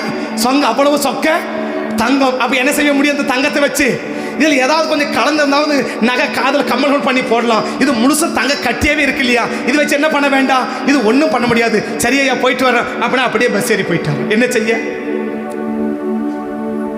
என்ன செய்ய? நம்மளை பற்றி என்ன வாசனை? நம்ம குடும்பத்தை பற்றி என்ன வாசனை? நம்ம பிள்ளைகளை பற்றி என்ன வாசனை? நம்ம பற்றி என்ன வாசனை? நல்ல வாசனை வீசிச்சுன்னா கர்த்தர் என்ன கொடுப்பா? ஆசீர்வாதத்தை கொடுப்பார் இல்லையா? வாசிக்கலாம். முகந்து பார்த்து, என் குமாரனுடைய வாசனை கர்த்தர் ஆசீர்வதித்த. அப்ப கர்த்தர் ஆசீர்வதிக்கிறதுக்கு ஒரு வாசனை இருக்கு. கொடுக்கிற வாசனையே ஒரு ஆசீர்வாதம் இல்லையா? ஒரு அழகான வார்த்தை. என்ன வார்த்தை? கர்த்தர் ஆசீர்வதித்த. அப்ப தேவன் என்ன ஆசீர்வதிச்சிருக்கிறாரு? எல்லாமே ஒரு ஆசீர்வாதம். நல்ல வாசனையும் அதுல ஒரு ஆசீர்வாதம் பாருங்களேன். நல்ல வாசனையே கர்த்தர் ஆசீர்வதித்த வயல்வெளி ஆசனை இல்லையா? அப்ப அந்த ஆசீர்வாதம் என்ன பண்ண? அந்த வாசனை தேவன் என்ன பண்ணி இருக்கிறாரு? ஆசீர்வதிச்சிருக்கிறாரு. அப்ப வாசனையே ஒரு ஆசீர்வாதம் தான் இல்லையா? பக்கத்து சொல்லுங்க, வாசனையே ஒரு ஆசீர்வாதம். கெடுத்துறாதீங்க. சொல்லுங்க, கெடுத்துறாதீங்க. உங்க வாசனையே ஒரு ஆசீர்வாதங்க. உங்க வாசனையே ஒரு ஆசீர்வாதம். கெடுத்துறாதீங்க. எதை கெடுத்துறாதீங்க? அந்த வாசனை கேட்டுச்சுன்னா ஆசீர்வாதம் கெட்டு போயிடும். வாசனை நல்லா இருந்தாதான் ஆசீர்வாதம் என்ன செய்யும்? ஆசீர்வாதம் என்ன செய்யும்? ஆளு சரியில்லை கூட வாசனை சரியாச்சு பாருங்க இல்லையா? ஆளு சரியில்லை கூட, ஆளு சரியில்லை என்ன சரியா இருந்துச்சு? வாசனை சரியாச்சு பாருங்க. பக்கம் சொல்லுங்க, ஆள் சரியில்லை கூட வாசனையாவது சரியா இருக்கட்டும். என்ன வந்துடும் இல்லையா? ஆனா வாசனை சரியா இருக்கும் இல்லையா? வாசி கர்த்தர் ஆசீர்வதித்த இல்ல, கர்த்தர் ஆசீர்வதித்த இருக்கிறது. தேவன் உனக்கு வானத்து பணியையும் பூமியின் கொடுமையையும் மிகுந்த தானியத்தையும் அப்படி என்ன செய்வாரு? தந்தருவாராக அப்படின்னு சொல்லிட்டு பிறகு சொல்றாரு. ஏச வந்துட்டு கேட்ட பிறகு சொல்லுவாரு, நான் அவனை ஆசீர்வதிச்சிட்டப்பா. அவன் யாரா இருப்பான்? அவன் ஆசீர்வதிக்கப்பட்டவனாகவே இருப்பான்ப்பா. நான் ஆசீர்வதிச்சிட்டேன். அவன் யாரா இருப்பான்?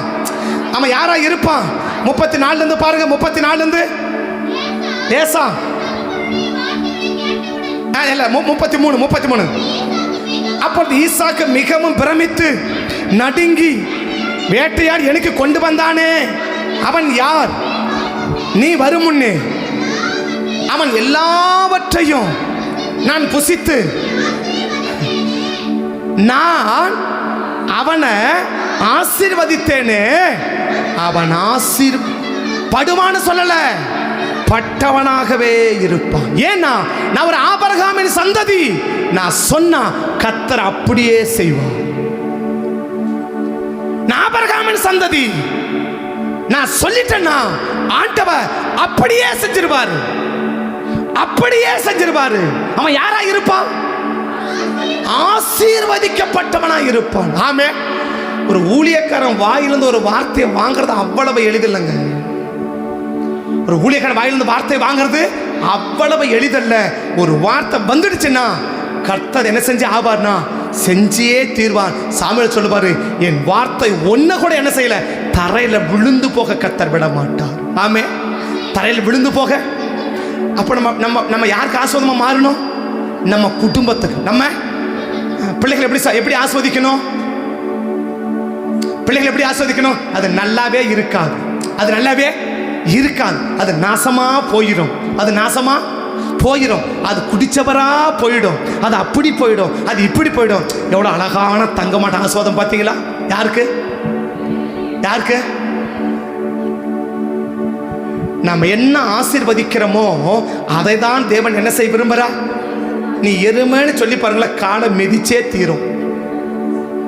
கழுதைன்னு சொல்லி பாரு, உதைக்காம விடாது. ஜோக்கு சொல்ல, இதுதான் ரியல். ஏன் தெரியுமா? நம்ம என்ன சொல்றோமோ அதை அப்படியே பிள்ளைங்க வாழ்க்கையில் கர்த்தர் நிறைவேற்றுவார். என்ன சொல்றாரு ஈசாக்கு? என்ன சொல்றாரு? நான் சொல்லிட்டேன்பா, கர்த்தர் என்ன செஞ்சிருவாரு? அப்ப அவ்வளவுதான். இதுல மறுமொழியே, இது மாற்றுக்கிறதே இல்ல. நான் ஏசாவை தான் ஆஸ்வதிச்சேன், அதனால இவன் யாக்கோப்பு ஆஸ்வதிக்க மாட்டேன். அப்படியா? இல்ல இல்ல, நான் தலைமலை கையை வச்சுட்டேன், அவனுக்கு சொல்லிட்டேன். அவன் யாக்கோப்பா இருந்தாலும் அவ்வளவுதான், அவன் ஏசாவா இருந்தாலும் அவ்வளவுதான். அவன் ஏசாவா இருந்தாலும் அந்த ஆசீர்வாதம் அவனுக்கு தான், அவன் யாக்கோபா இருந்தாலும் அந்த ஆசீர்வாதம் அவனுக்கு தான். ஏன்னா என் குடும்பத்துக்கு என்ன கர்த்தர் எப்படி வச்சிருக்கிறாரு? ஆசீர்வாதமா வச்சிருக்கிறார். நீ எத்தனை பேருங்க நீங்க பெற்ற குடும்பத்துக்கு ஆசீர்வாதமா இருக்கிறீங்க? குடும்பத்துக்கு எவ்வளவு பேருங்க நீங்க ஆசீர்வாதமா இருக்கிறீங்க? உங்க பிள்ளைகளுக்கு, உங்க அப்பா அம்மாவுக்கு, உங்களுடைய பெற்றோர்களுக்கு, உங்களோட வளர்த்தவர்களுக்கு, உங்க குடும்பத்தை சார்ந்தவர்களுக்கு எத்தனை பேருக்கு நீங்க ஆசீர்வாதமா இருக்கிறீங்க? குடும்பம்னா அப்பா அம்மா மட்டும் இல்லை, பிள்ளைகள் மாத்திரமல்ல, நம்ம வளர்த்த அத்தனை பேருக்கு அது உள்ளடக்கும். நம்ம குடும்பம் அப்படின்னு சொன்னா எத்தனை பேரை நீங்க சுட்டி காட்ட முடியுமோ, எத்தனை பேரை சொல்ல முடியுமோ அத்தனை பேரும். ஆமே, ராகாபு சொன்னாங்க, உன் அண்ணன், உன் அக்கா, உன் தங்கச்சி, உன் குடும்பத்தார், உன் வீட்டார் அனைவரையும் கூட்டிட்டு வந்துன்னு சொன்னார் இல்லையா? யார சொல்றாரு? யார சொல்லிட்டு சொல்றாரு? யோசுவா 2ஆம் அதிகாரம், யோசுவா 2ஆம் அதிகாரம் 15-16 பாருங்க. 15-16 பாருங்க, வேகமா பாருங்க. யோசுவா 2:15-16. அவளை நோக்கி இதோ பிரவேசிக்கும் போது கட்டி தகப்பனையும், உன் தகப்பன், உன் தாய், உன் சகோதரர், உன் தகப்பன். தகப்பன் குடும்பம் யாராரு? சித்தப்பன், பெரியப்பன், அத்தை இல்லையா? தகப்பன் குடும்பத்தார் அனைவரையும். கீழே வாங்க, அப்படி கீழே வா. 17 வா, 17 வா, 18. இல்லாவிட்டா மேல 13, 17 படிச்சா 13 பார்.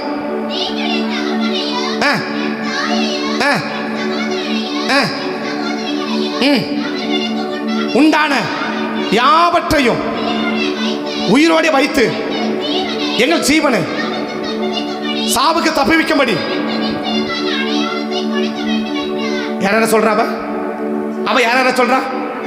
தகப்பன், என் தாய், என் சகோதரன், என் சகோதரி, அவர்களுக்கு உண்டான. இப்ப அவங்க சொல்றாங்க, நீ, உன் அண்ணன், உன் அக்கா, உங்க அப்பா, உங்க அம்மா, உங்க அப்பா வீட்டார் அனைவரும் இல்லையா? அவங்க 2 பேரும் அம்மா விட்டு விட்டாங்க, தெரியல. ஆனா ராகாப் என்ன பிடிச்சுக்கிட்டா? ராகாப் சொல்றதுக்கு அவங்க சொல்றது வித்தியாசம் இருக்கு பாருங்க. 13 வசனம் பாருங்க. அவ சொல்ல, என் தகப்பன், என் தாய், என் சகோதரர், என் சகோதரிகளையும் எல்லாவற்றையும். 17 வசனம். அப்பொழுது அந்த மனுஷர், உன் தகப்பன், உன் தாய், உன் சகோதரர். அவ என்ன சேர்த்தா? அது என்னதான் வந்தா கூட அம்மா இப்படி போக மாட்டேங்குது இல்லையா? அம்மா அம்மா அம்மா அம்மா இல்லையா? என்னதான் இருக்கட்டும், என்ன தெரியல இல்லையா? அம்மாவை சேர்த்து பிடிச்சிக்கணும். யாரு? நான் ராகாப சொல்றேன், உங்களை சொல்லல. நீங்க மாதிரி ஆகுறீங்க. ராகாப சொல்றேன். ஆச்சு அலங்க இடிய போகுது, அலங்க. ஆனா யாரை பிடிச்சிருக்கிறா? எங்க அம்மா, எங்க அம்மா, எங்க அம்மா இல்லையா? ஆனா அவன் பார்த்தான், இந்த அம்மா பேச்சே பேசக்கூடாது. நான் சொல்ல, அவங்க 2 பேரும் சொல்லிட்டாங்க. யாரு? யாரு? அந்த வேவோக போன அந்த 2 என்ன சொல்றாங்க? நீ, உங்க அப்பா, உங்க அப்பா வீட்டு குடும்பத்தார் அனைவரும். அப்ப யாரை விட்டுட்டாரு? சரி, நீ 2 சேர்த்துக்கோங்க. நீங்க 2 என்ன பண்ணுங்க, சேர்த்துக்கோங்க. அப்பா, அம்மா, அண்ணன், தம்பி, அக்கா, தங்கச்சி, அத்தனை பேர் சேர்ந்த என்னது குடும்பம். இந்த குடும்பத்தை சார்ந்த எத்தனை பேருக்கு நீங்க ஆசீர்வாதம். அப்ப நான் இடத்துக்கு என்ன சொன்னா, நான் என்ன சொல்லலாம், என் சித்தப்பா, எங்க பெரியப்பா, எங்க அத்தை, எங்க மாமா அப்படியே சொல்லலாம் இல்லையா? என் அக்கா, தங்கச்சி, அண்ணன், தம்பி அப்படி சொல்லலாம் இல்லையா? அப்ப என் குடும்பத்தில் நான் எத்தனை பேருக்கு என் குடும்பத்தை சார்ந்தவர்கள் நான் ஆசீர்வாதமா இருக்கிறேன். ஒரு ராகா அத்தனை பேருக்கு என்னவா மாறிட்டான். அப்பா வீட்டு குடும்பம் முழுசும், அம்மா வீட்டு குடும்பம் முழுசும், தங்கச்சி வீட்டு குடும்பம் முழுசும், அண்ணன் வீட்டு குடும்பம் முழுசும், அத்தனை பேருக்கு என்னவா மாறிட்டான், ஆசீர்வாதமா. அதான் ஞானி சொல்லிட்டார், புத்தி உள்ள ஸ்திரீ. அடுத்தது அதோட நிப்பாட்டிட்டீங்களே, அதோட பாதியோட நிப்பாட்டாதீங்க. புத்தியுள்ள ஸ்திரீ தன் வீட்டை கட்டுவாள். நிறைய பேர் வாய் திறக்க மாட்டேங்கிறாங்களே, என்ன காரணம்? ஏற்கனவே இடிச்சுட்டு உட்காந்துக்கிற, இன்னைக்கு மேலே எங்க இடிக்க ஒன்னு தான் இடிக்கிறதுக்கு, அதான் இடிச்சு முடிஞ்சிடுச்சு, இதுக்கு மேலே எங்க இடிக்க. ஒரே ஒரு லேடி டோட்டல் ஃபேமிலிக்கும் என்னவா மாறிட்டா, ஆசீர்வாதம் விட்டான். ஒரே ஒரு ஆளை கூட விடலை பாருங்க. அத்தனை உள்ள பிடிச்சி உட்கார வச்சுட்டு நான் சொன்னேன், எத்தனை மாசம் ஆச்சுன்னு தெரியாது, எத்தனை நாள் ஆச்சுன்னு தெரியாது, எத்தனை வாரம் ஆச்சுன்னு தெரியாது இல்லையா? எனக்கு ஒரு ஆச்சரியம், இத்தனை பேருக்கு அந்த அம்மா எப்படி தான் சோறாக்கி போட்டிருப்பா. யாருக்கு? அப்பா, அம்மா, அண்ணன், தம்பி, அக்கா, தங்கச்சி, அப்பா வீட்டார் அத்தனை பேரும், அம்மா வீட்டார் அத்தனை பேரும், இத்தனை பேருக்கு எப்படி சோறாக்கி இருப்பா. யாரு? ஒரே ஒரு லேடி இல்லையா? அவ சொன்னா, ஏன் அரிசி மூட்டை போறான் காலியான கூட பரவாயில்ல, நீ எங்க வந்து சேர்ந்துடணும், நீ எங்க வந்துடணும். இந்த அழிவுக்கு பக்கத்து கேளுங்க, அழிவுக்கு தப்பி வைக்கிறதுக்கு ராகாப்பு வீட்டில் இருக்கிற அரிசி பூரா காலி பண்ணா. நீங்க கேளுங்க, நீங்க என்னதான் காலியாச்சு, என்ன காலியாச்சு, என்ன காலியாச்சு, என்னதான் காலியாச்சு, என்ன காலியாச்சு இல்லையா? என்ன காலியாச்சு, என்ன ஆச்சு காலி? ஆச்சரியமா இல்லையாங்க? ஏங்க ஆச்சரியமா இல்லையா? ஒரே ஒரு லேடி தானே, அதான் அவன் நல்லவனை கூட சொல்லலை இல்லையா?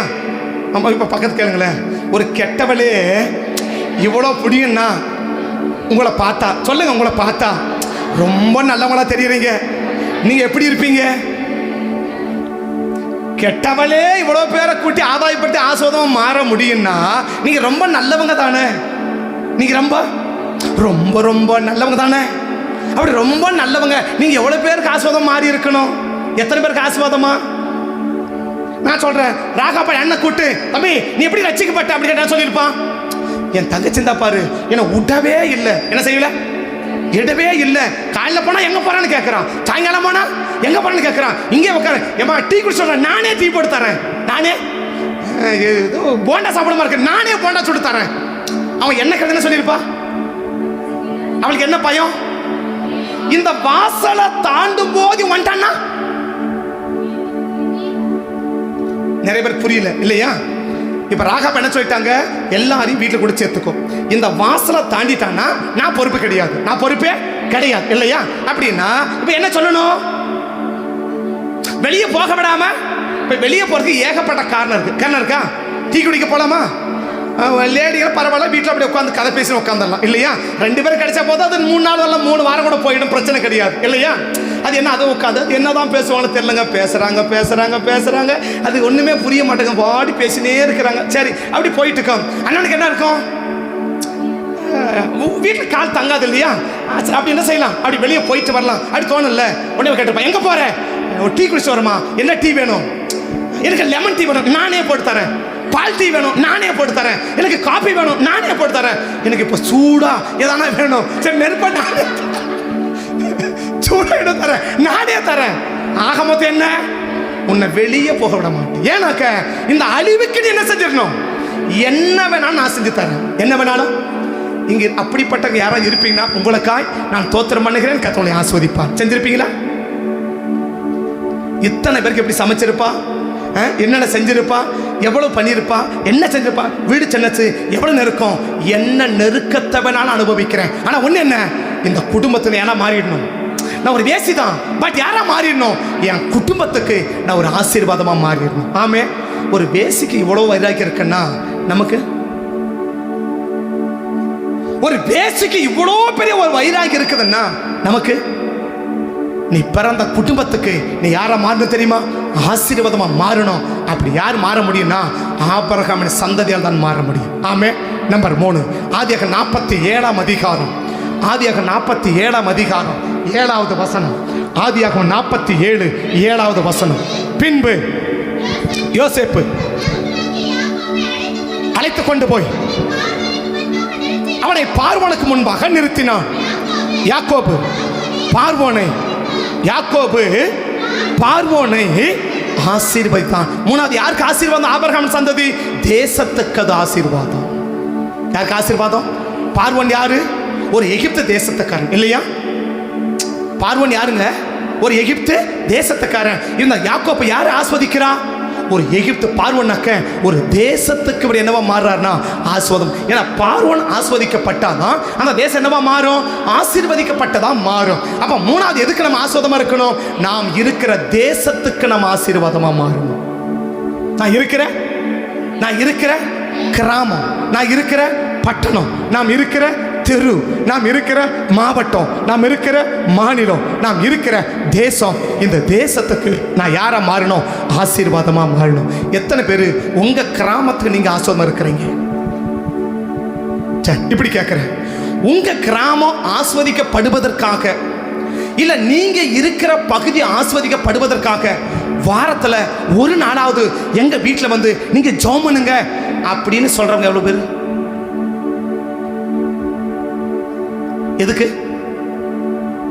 எதுக்கு? நாங்க இருக்கிற பகுதி, நாங்க இருக்கிற இப்ப நான் எவ்வளோ போராடுறேன், என்ன செய்ய முடியல, ஒரு மாற்றத்தை பார்க்க முடியல. அப்ப சபையில கொஞ்சம் பேர் என்ன பண்ணுங்க, அனுப்புங்க. எல்லாரும் வந்து என்ன செய்யட்டும், நாங்க இருக்கிற வீட்டில், எங்க வீட்டில் 1 மணி நேரம் நாங்க இருக்கிற பகுதிக்காக. எதுக்கு மட்டும்? நாங்க இருக்கிற பகுதி ஆசீர்வதிக்கப்படுவதற்கு எங்க மூலமா ஒரு ஜெபமாவது என்ன செய்யட்டும், நடக்கட்டும்னு விரும்புறவங்க எவ்வளவு பேருங்க? நான் இவ்வளவு நேரம் சொல்றோம், நாங்க ஆபிரகாமின் சந்ததி. நீ யாரு? எந்த விதத்துல உன் தெருவுக்கு நீ ஆசீர்வாதம்? எந்த விதத்துல உன் கிராமத்துக்கு நீ ஆசீர்வாதம்? எந்த விதத்துல உன் பட்டணத்துக்கு நீ ஆசீர்வாதம்? ஒரு சின்ன கிராமமா இருக்கலாம், ஒரு சின்ன குக்கிராமம் இருக்கலாம், அந்த கிராமத்துக்கு உன்னால் என்ன ஆசீர்வாதம்? ஒரு ஜெபம் என்ன செய்யும்? பிசாசின் கிரிகளை தடுக்குமா? ஒரு ஜெபம் என்னங்க செய்யும்? பிசாசுடைய கிரியைகளை தடுக்கும். ஜனங்களை ஆசீர்வாத வழிவாசலை ஏற்படுத்துமா? உங்களால் என்ன நடந்திருக்குது? உங்களால நீங்க இருக்கிற இடத்துல, நீங்க இருக்கிற கிராமமோ பட்டணமோ தெருவோ எனிபடி, நீங்க இருக்கிற இடத்த ஆசீர்வாதத்துக்காக நீங்க பட்ட பிரயாசம் என்ன, எடுத்த முயற்சி என்ன? எங்களால இந்த இடத்துல இந்த முயற்சி நாங்க செய்யறோம், அது ஆஸ்வதிக்கப்படுறது அப்புறம் கட்டம். ஆனா அதுக்கு நம்ம முயற்சியாவது நாங்க என்ன செய்யறோம், நாங்க செஞ்சுட்டு இருக்கிறோம் அப்படின்ற யாராவது? கைவீசு அம்மா, கைவீசு, கடைக்கு போலாம் கைவீசு இல்லையா? கைவீசமா கைவீசுன்னு போயிட்டு ஞாயிற்றுக்கிழமை கைவீசமா கைவீசு, திரும்ப அடுத்த ஞாயிற்றுக்கிழமை கைவீசமா கைவீசு. உன்னால தேசத்துக்கு என்ன பிரயோஜனம்? அத்திமரத்தை பார்த்து ஆண்டவர் சொன்னார், எப்பா இதுக்கு 5 மூட்டை உரத்தை கொட்டு, 10 மூட்டை எருவை கொட்டு, இதுக்கு நான் சொல்ற ஒரு அண்டா நிறைய தண்ணி கொண்டு ஊத்து, இன்னும் இந்த மரம் வளரட்டும் அப்படின்னு ஆண்டவர் அத்திமரத்தை பார்த்து சொன்னார் இல்லையா? அப்படிதானே சொன்னாரு? ஏன் பைபிள் அப்படிதான் இருக்கு. என்னது? அது 3 வருஷம் இல்லை, 30 வருஷம் கனி கொடுக்கணோட பரவாயில்ல. 3 மூட்டை உரத்தை போடு, 5 மூட்டை ஊரியா போடு, 3 மூட்டை எருவை போடு, நல்லா தண்ணி ஊத்து, நல்லா வளரட்டும் அப்படின்னு சொன்னாருன்னு ஏன் பைபிள் இருக்குது? உங்க பைபிள் படிக்குது. ஏன் வெட்ட சொன்னாரு? யாருக்கு இது பிரயோஜனமா? இல்ல. நீங்க யாருக்கு பிரயோஜனம்? உன் குடும்பத்துக்கு பிரயோஜனமா? நீ இருக்கிற சபைக்கு பிரயோஜனமா? நீ இருக்க தேசத்துக்கு பிரயோஜனமா? உன் கிராமத்துக்கு நீ பிரயோஜனமா? உன் கிராமத்துக்கு, நீ இருக்கிற கிராமம், நீ பிறந்த கிராமம், நீ வளர்ந்த கிராமம் இல்லையா?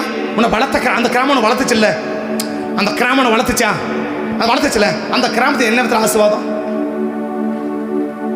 உன் கிராமத்துக்கு என்னப்பா ஆசீர்வாதமா இருக்கிற? என்ன ஆசீர்வாதம்? அந்த கிராமம் சொல்லுமா, இன்னா எனக்கு இந்த கிராமத்துக்கு இவங்க என்னவா மாறினாங்க, ஆசீர்வாதம். உன் கிராமம் சாட்சி சொல்லுமா? உன் கிராமம் ஏன் சொல்லல?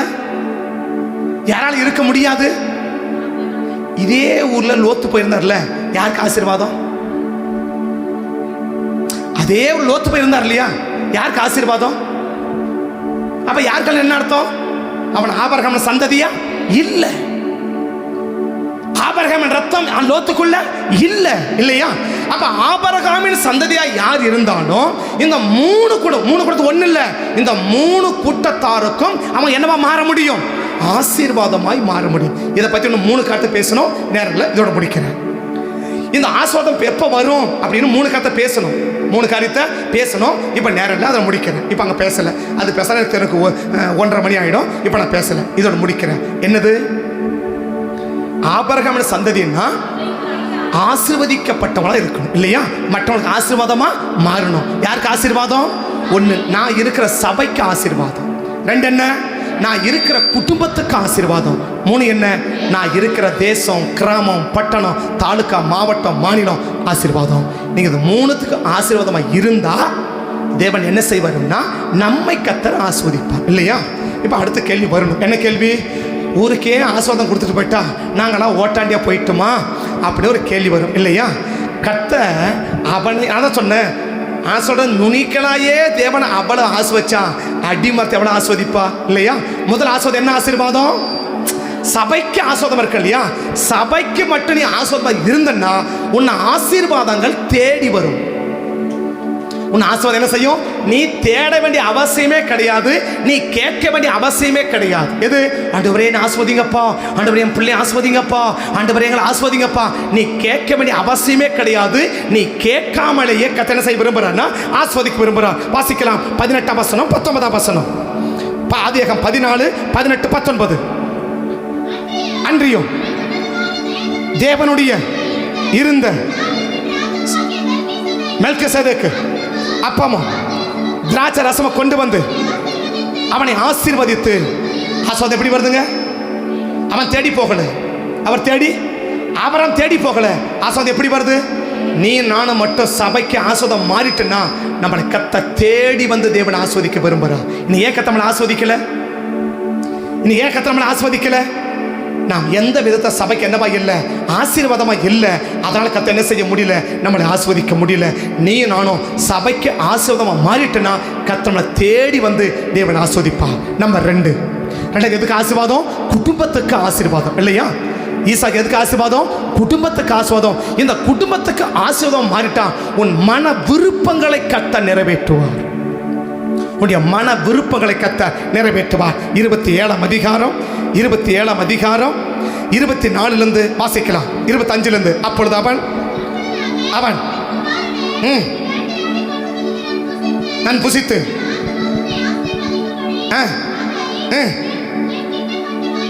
என்றான். அவன் கெண்டு போனான், புசித்தான். என்ன புசிச்சான்? 4ஆம் வசனம். அதை எனக்கு பிரியமாயிருக்கிறது. இப்ப யாக்கோபுக்கு என்ன, ஈசாக்கு என்ன விருப்பம்? அந்த விருப்பத்தை அப்படியே கர்த்தர் நிறைவேற்றுகிறார். அந்த விருப்பத்தில் இமி அளவு கூட என்ன செய்யல, மாறல. அவர் என்ன எதிர்பார்த்தாரோ அந்த எதிர்பார்த்த தேவன் அப்படியே கர்த்தர் நிறைவேற்றுகிறார். நீங்களும் நானும் எதிர்பார்க்கிறத அப்படியே கர்த்தர் நிறைவேற்ற வேண்டுமானா 2வது உன் குடும்பத்துக்கு நீ ஆசீர்வாதமா மாறு. உன்னால உன் குடும்பம் ஆசீர்வதிக்கப்படணும், உன் குடும்பத்துக்கு நீ ஆசீர்வாதமா மாறணும். அந்த குடும்பத்துக்கு ஆசீர்வாதமா இல்லைன்னா உன் விருப்பத்தை கர்த்தர் ஒரு நாள் என்ன செய்ய முடியாது, நிறைவேற்ற முடியாது. நீ சபைக்கு ஆசீர்வாதமா இல்லைன்னா நீ ஆசீர்வாதம் தேடணுமே ஒழிய ஆசீர்வாதம் உன்னை தேடி ஒரு நாள் என்ன செய்யாது, வராது. தாவீதை கேட்ட சொல்லுவா, நன்மையும் கிருபையும் என்ன தொடரணுமே ஒழிய நான் அதை தொடர மாட்டேன், நான் அதை தொடர்ந்து போக மாட்டேன். அதுதான் என்ன செய்யணும், என்னை தொடர்ந்து வரணும். எனக்கு ஆசீர்வாதம் தேடி வரணும்னா சபைக்கு ஆசீர்வாதமா இரு. நம்பர் 2 என்ன, குடும்பத்துக்கு ஆசீர்வாதம் இருந்தா உன் மன விருப்பங்களை எல்லாம் கர்த்தர் என்ன செய்வா, நிறைவேற்றுவார். நம்பர் 3 ஆதியாகமம் 47 வாசிக்கலாம். ஆதியாகமம் 47 5ஆம் வசனம் வாசிக்கலாம். அப்பொழுது பார்வோன் உன் தகப்பனும் உன்னிடத்தில் வந்திருக்கிறார்கள், இந்த தேசம் உனக்கு முன்னால் இருக்கிறது, இந்த தேசத்தில் உள்ள நல்ல இடத்திலே உன் தகப்பனையும் உன் சகோதரனையும் குடியேறும்படிக்கு செய்யணும். எந்த எப்படி இருக்கணும், நீ நல்லா இருக்கணும். அப்படின்னா மற்றவர்களுக்கு வருகிற ஆபத்தும் ஆசீர்வாதம் உனக்கு வராம இருக்கணும்னா தேசத்துக்கு ஆசீர்வாதமாக இருக்கும். மற்றவர்களுக்கு வருகிற ஆபத்தும் அழிவும் உனக்கு வராமல் இருக்கணும்னா யோசப்பட்டு சொல்றாரு, உன் தகப்பனை எங்க கொண்டு போய் வை? நல்ல தேசத்துல வை. அப்படியா? உங்க அப்பாவை எங்க கொண்டு வை? அந்த நல்ல தேசம் எப்படிப்பட்ட தேசம் தெரியுமா? யாத்திராகமம் 9ஆம் அதிகாரம் 25ஆம் வசனம். அந்த நல்ல தேசம் எப்படிப்பட்ட தேசம்? கிழக்கு தேசம் எங்கோ, எகிப்து தேசம் எங்கோ, பாசி எவைகளோ அவைகள் எல்லாம் அந்த கல்மலை அழித்து போட்டது. அது அழித்து எல்லாம் முறித்து போட்டது. இஸ்ரவேல் புத்திரர் இருந்த கோசே நாட்டில மாத்திரம் அந்த நல்ல தேசம். எந்த தேசங்க? மற்றவர்களுக்கு வருகிற ஆபத்தும் அழிவும் உனக்கு வராத தேசம். அடுத்தவங்க வருகிற ஆபத்தும் அழிவும் உனக்கும் எனக்கு வராமல் இருக்குன்னா நாம் தேசத்துக்கு ஆசீர்வாதமாய் மாறணும். ஆமே. ஒன்று என்ன? சபைக்கு ஆசீர்வாதம் என்ன கொண்டு வரும்? ஆசீர்வாதத்தை தேடி வர பண்ணும். நம்ம 2 என்ன? குடும்பத்துக்கு ஆசீர்வாதம் என்ன செய்யும்? என் விருப்பங்களை எல்லாம் நிறைவேற்றும். 3 என்ன? தேசத்துக்கு ஆசீர்வாதம் என்ன கொண்டு வரும்? மற்றவங்களுக்கு வருகிற அழிவும் ஆபத்தும் எனக்கு வராம என்னை நல்லா இருக்க பண்ண, என்னை நல்ல இடத்துல வச்சு என்னை நல்லா தேவன் இருக்க பண்ணுவா. அடுத்த ஆபத்தும் அழிவும் எனக்கு வராது. 3 காரியத்துக்கு ஆசீர்வாதம் இருந்துன்னா உனக்கு தேவன் என்ன கொடுக்குறா? 3 ஆசீர்வாதம் கொடுக்குறா. மற்றவங்களை மட்டும் ஆசீர்வாதமாக மாற்றிட்டு உன்னை ஆசீர்வாதம் இல்லாமல் போக பண்ணுவது நம்ம தேவனுடைய நோக்கம் அல்ல. கொடுங்கள், அப்பொழுது கொடுக்கப்படும். என்ன கொடுத்தேன்? நான் சபைக்கு ஆசீர்வாதத்தை கொடுத்தேன், குடும்பத்துக்கு ஆசீர்வாதத்தை கொடுத்தேன், தேசத்துக்கு ஆசீர்வாதத்தை கொடுத்தேன். கர்த்தர் கொடுக்குறான், நான் உனக்கு தரேன். என்ன தரேன்? ஆசீர்வாதத்தை நீ தேடாத, நான் உன்னை தேடி வர பண்ணுறேன். உன் மன விருப்பமோ அதை அப்படியே நிறைவேற்றுறேன். மற்றவனுக்கு ஒரு ஆபத்தும் அழிவும் உனக்கு வராமல் நான் தடுக்கிறேன். கண்களை மூடலாமா? கண்களை மூடலாமா? கண்களை மூடுவோமா? கர்த்தரை நோக்கி பார்ப்போம். தகப்பனே நன்றியோட துதிக்கிறோம் ஐயா, ஸ்தோத்தரிக்கிறோம். தகப்பனே நன்றியோட துதிக்கிறோம் ஐயா, ஸ்தோத்தரிக்கிறோம். ஆசீர்வதிக்கப்பட்ட அந்த நல்ல நாளுக்காய் ஸ்தோத்திரம். இந்த நேரத்துக்காய் உமக்கு நன்றிகளை ஏறெடுக்கிறோம். நமக்கு தெரியும் நான் யாருக்கு ஆசீர்வாதமாக இருக்கிறேன், நான் யாருக்கு இன்னைக்கு ஆசீர்வாதமாக இருக்கிறேன்னு நமக்கு தெரியும். இன்னைக்கு நீங்களும் நானும் மட்டும் இந்த 3 கூட்டத்தாருக்கு ஆசீர்வாதமாக மாறிட்டான். 3 விதமான ஆசீர்வாதங்களை கர்த்தர் நமக்கு தர விரும்புகிறார். இது ஏன் இன்னைக்கு ஆசீர்வாதத்தை நம்ம தேடிக்கிட்டு இருக்கிறோம்? ஆண்டவரே ஆசீர்வதிங்கப்பா, ஆண்டவரே ஆசீர்வதிங்கப்பா, ஆண்டவரே என் பிள்ளைகளை ஆசீர்வதிங்கப்பா, ஆண்டவரே என் குடும்பத்தை ஆசீர்வதிங்கப்பான்னு இன்னைக்கு ஏன் நம்ம ஆசீர்வாதத்தை இன்னைக்கு நம்ம கேட்டு கெஞ்சிட்டு கிடக்கிறோன்னா நீ சபைக்கு எந்த விதத்திலும் ஆசீர்வாதமாக இல்லை. அதனால கர்த்தர் என்ன செய்ய முடியல? ஆசீர்வாதத்தை நீ தேடுற, ஆசீர்வாதம் உன்னை தேடி வரல. நம்ம 2 ஏன் எனக்கு மன விருப்பங்கள் நிறைவேற மாட்டேங்குது? நான் நினைக்கிறது ஒன்றா இருக்கு, எனக்கு நடக்கிறது ஒன்றா இருக்கு. நான் நினைக்கிறது ஒன்றா இருக்கு, எனக்கு நடக்கிறது ஒன்றா இருக்கு.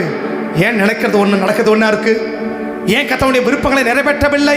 உன் குடும்பத்துக்கே நீ ஆசீர்வாதமாக இல்லை. அதனால கர்த்தர் உன் மன விருப்பங்களை தேவன் நிறைவேற்றவில்லை. நம்பர் 3, இன்னைக்கு ஏன் நம்ம நல்லா இருக்க முடியல? இன்னைக்கு ஏன் மற்றவங்க அதே ஆபத்தும் அழிவும் இன்னைக்கு நம்மையும் சந்திக்குது? நமக்கும் போராட்டம், நமக்கும் நெருக்கடி. ஏன்? நாம் தேசத்துக்கு எந்த விதத்திலும் ஆசீர்வாதமாக இல்லை. இந்த 3 கூட்டத்துக்கு ஆசீர்வாதமாக இருந்தா 3 ஆசீர்வாதத்தை கர்த்தர் உனக்கு கொடுத்து உன்னை ஒரு ஆசீர்வதிக்கப்பட்ட சந்ததியா உன்னை வைப்பதற்கு கர்த்தர் ஆயத்தமாக இருக்கிறார். ஏதோ நம்மளை மற்றவங்களுக்கு ஆசீர்வாதமாக மட்டும் வச்சுட்டு நம்மளை ஆசீர்வாதம் இல்லாமல் போக பண்ணுவது நம்முடைய தேவனுடைய நோக்கம் அல்ல. நம்முடைய தேவனுடைய நோக்கம் அல்ல. எந்த அளவுக்கு நாம் மற்றவங்களுக்கு ஆசீர்வாதமாக இருக்கிறோமோ அதை விட ஒரு மேலான அளவுக்கு நம்மை தேவன் ஆசீர்வாதமாக வைப்பதற்கு தான் தேவன் ஆயத்தமாக இருக்கிறார். ஆயத்தமாக இருக்கிறார். ஆசீர்வாதம் தேடி வரணுமா? உன் மன விருப்பங்களை எல்லாம் கர்த்தர் நிறைவேற்றணுமா? மற்றவங்க எல்லாரையும் விட நீ நல்லா இருக்கணுமா? அந்த நல்லா இருக்கணும்னா மற்றவங்களுக்கு ஆபத்தும் அழிவும் உனக்கு வராமல் இருக்கணுமா? ஒன்று செய், உன் குடும்பத்துக்கு நீ ஆசீர்வாதமாக மாறு. நீ இருக்கிற சபைக்கு நீ ஆசீர்வாதமாக மாறு. நீ இருக்கிற தேசத்துக்கு, கிராமத்துக்கும், பட்டணத்துக்கும் ஆசீர்வாதமாக மாறு. கர்த்தர் 3 ஆசீர்வாதத்தையும் உனக்கும் கொடுத்து உன்னையும் ஆசீர்வதிக்க கர்த்தர் விரும்புகிறார். கர்த்தர் எப்படி ஆசீர்வதிக்கிறார் என்று சொல்லி என்னை விளக்கி பேசுவதற்கு நேரங்கள் இல்லை, எடுத்து சொல்வதற்கு சமயம் இல்லை. இன்னைக்கு நம்ம மன விருப்பம் நிறைவேறுதாங்க. உன் மன விருப்பம் நிறைவேறுதா? ஏன் நிறைவேறல? யோசிச்சு பார், அர்ப்பணிச்சு பார். இன்னைக்காவது அர்ப்பணிச்சு, நான் அர்ப்பணிக்கிற ஆண்டவரே, என் குடும்பத்துக்கு ஆசீர்வாதமாக மாறுறேன், என் சபைக்கு நான் ஆசீர்வாதமாக மாறுறேன், நான் இருக்கிற சமுதாயத்துக்கு நான் ஆசீர்வாதமாக மாறுறேன், என்னை நம்பி என்னை ஆசீர்வதிங்கன்னு சொல்லி கேட்டால் நம்மை ஆசீர்வதிக்க கர்த்தர் ஆயத்தமாக இருக்கிறார். தகப்பனே, கர்த்தரை ஒப்பு கொடுக்கிறேன். அர்ப்பணிக்கிற ஒவ்வொரு பிள்ளைகளையும், அர்ப்பணிக்கப்பட்ட ஒவ்வொரு நபரையும் ஆண்டவரே நீங்கள் ஆசீர்வதிக்க வேண்டும் என்று சொல்லி உங்கள் சமூகத்தை நோக்கி நாங்கள் பார்த்து ஜெபிக்கிறோம்ப்பா. எப்படியெல்லாம் அந்த பிள்ளைகளை ஆசீர்வதிக்க முடியுமோ, எப்படியெல்லாம் அந்த பிள்ளைகளை ஆசீர்வதிக்கிறோமோ அப்படியெல்லாம் தேவனை ஆசீர்வதித்து ஆண்டவரே துதிக்கிறமையா இவங்க மன விருப்பங்களை நிறைவேற்றி ஆசீர்வாதத்தை தேடி வர செய்து அன்று மற்றவர்கள் வருகிற ஆபத்தும் அழிவும் பிள்ளைகளுக்கும் குடும்பங்களுக்கும் வராதபடி கர்த்தர் பாதுகாக்க வேண்டும் என்று சமூகத்தை நோக்கி பார்த்து ஜெபிக்கிறேன். தேவக்கரம் கூட இருக்கட்டும், ஆளுகை உண்டாகட்டும். ஆசீர்வதிக்கிறோம், காத்து நடத்துங்க. இயேசுவின் நாமத்தில் வேண்டிக் கொள்கிறோம் நல்ல பிதாவே. ஆமென், ஆமென், ஆமென்.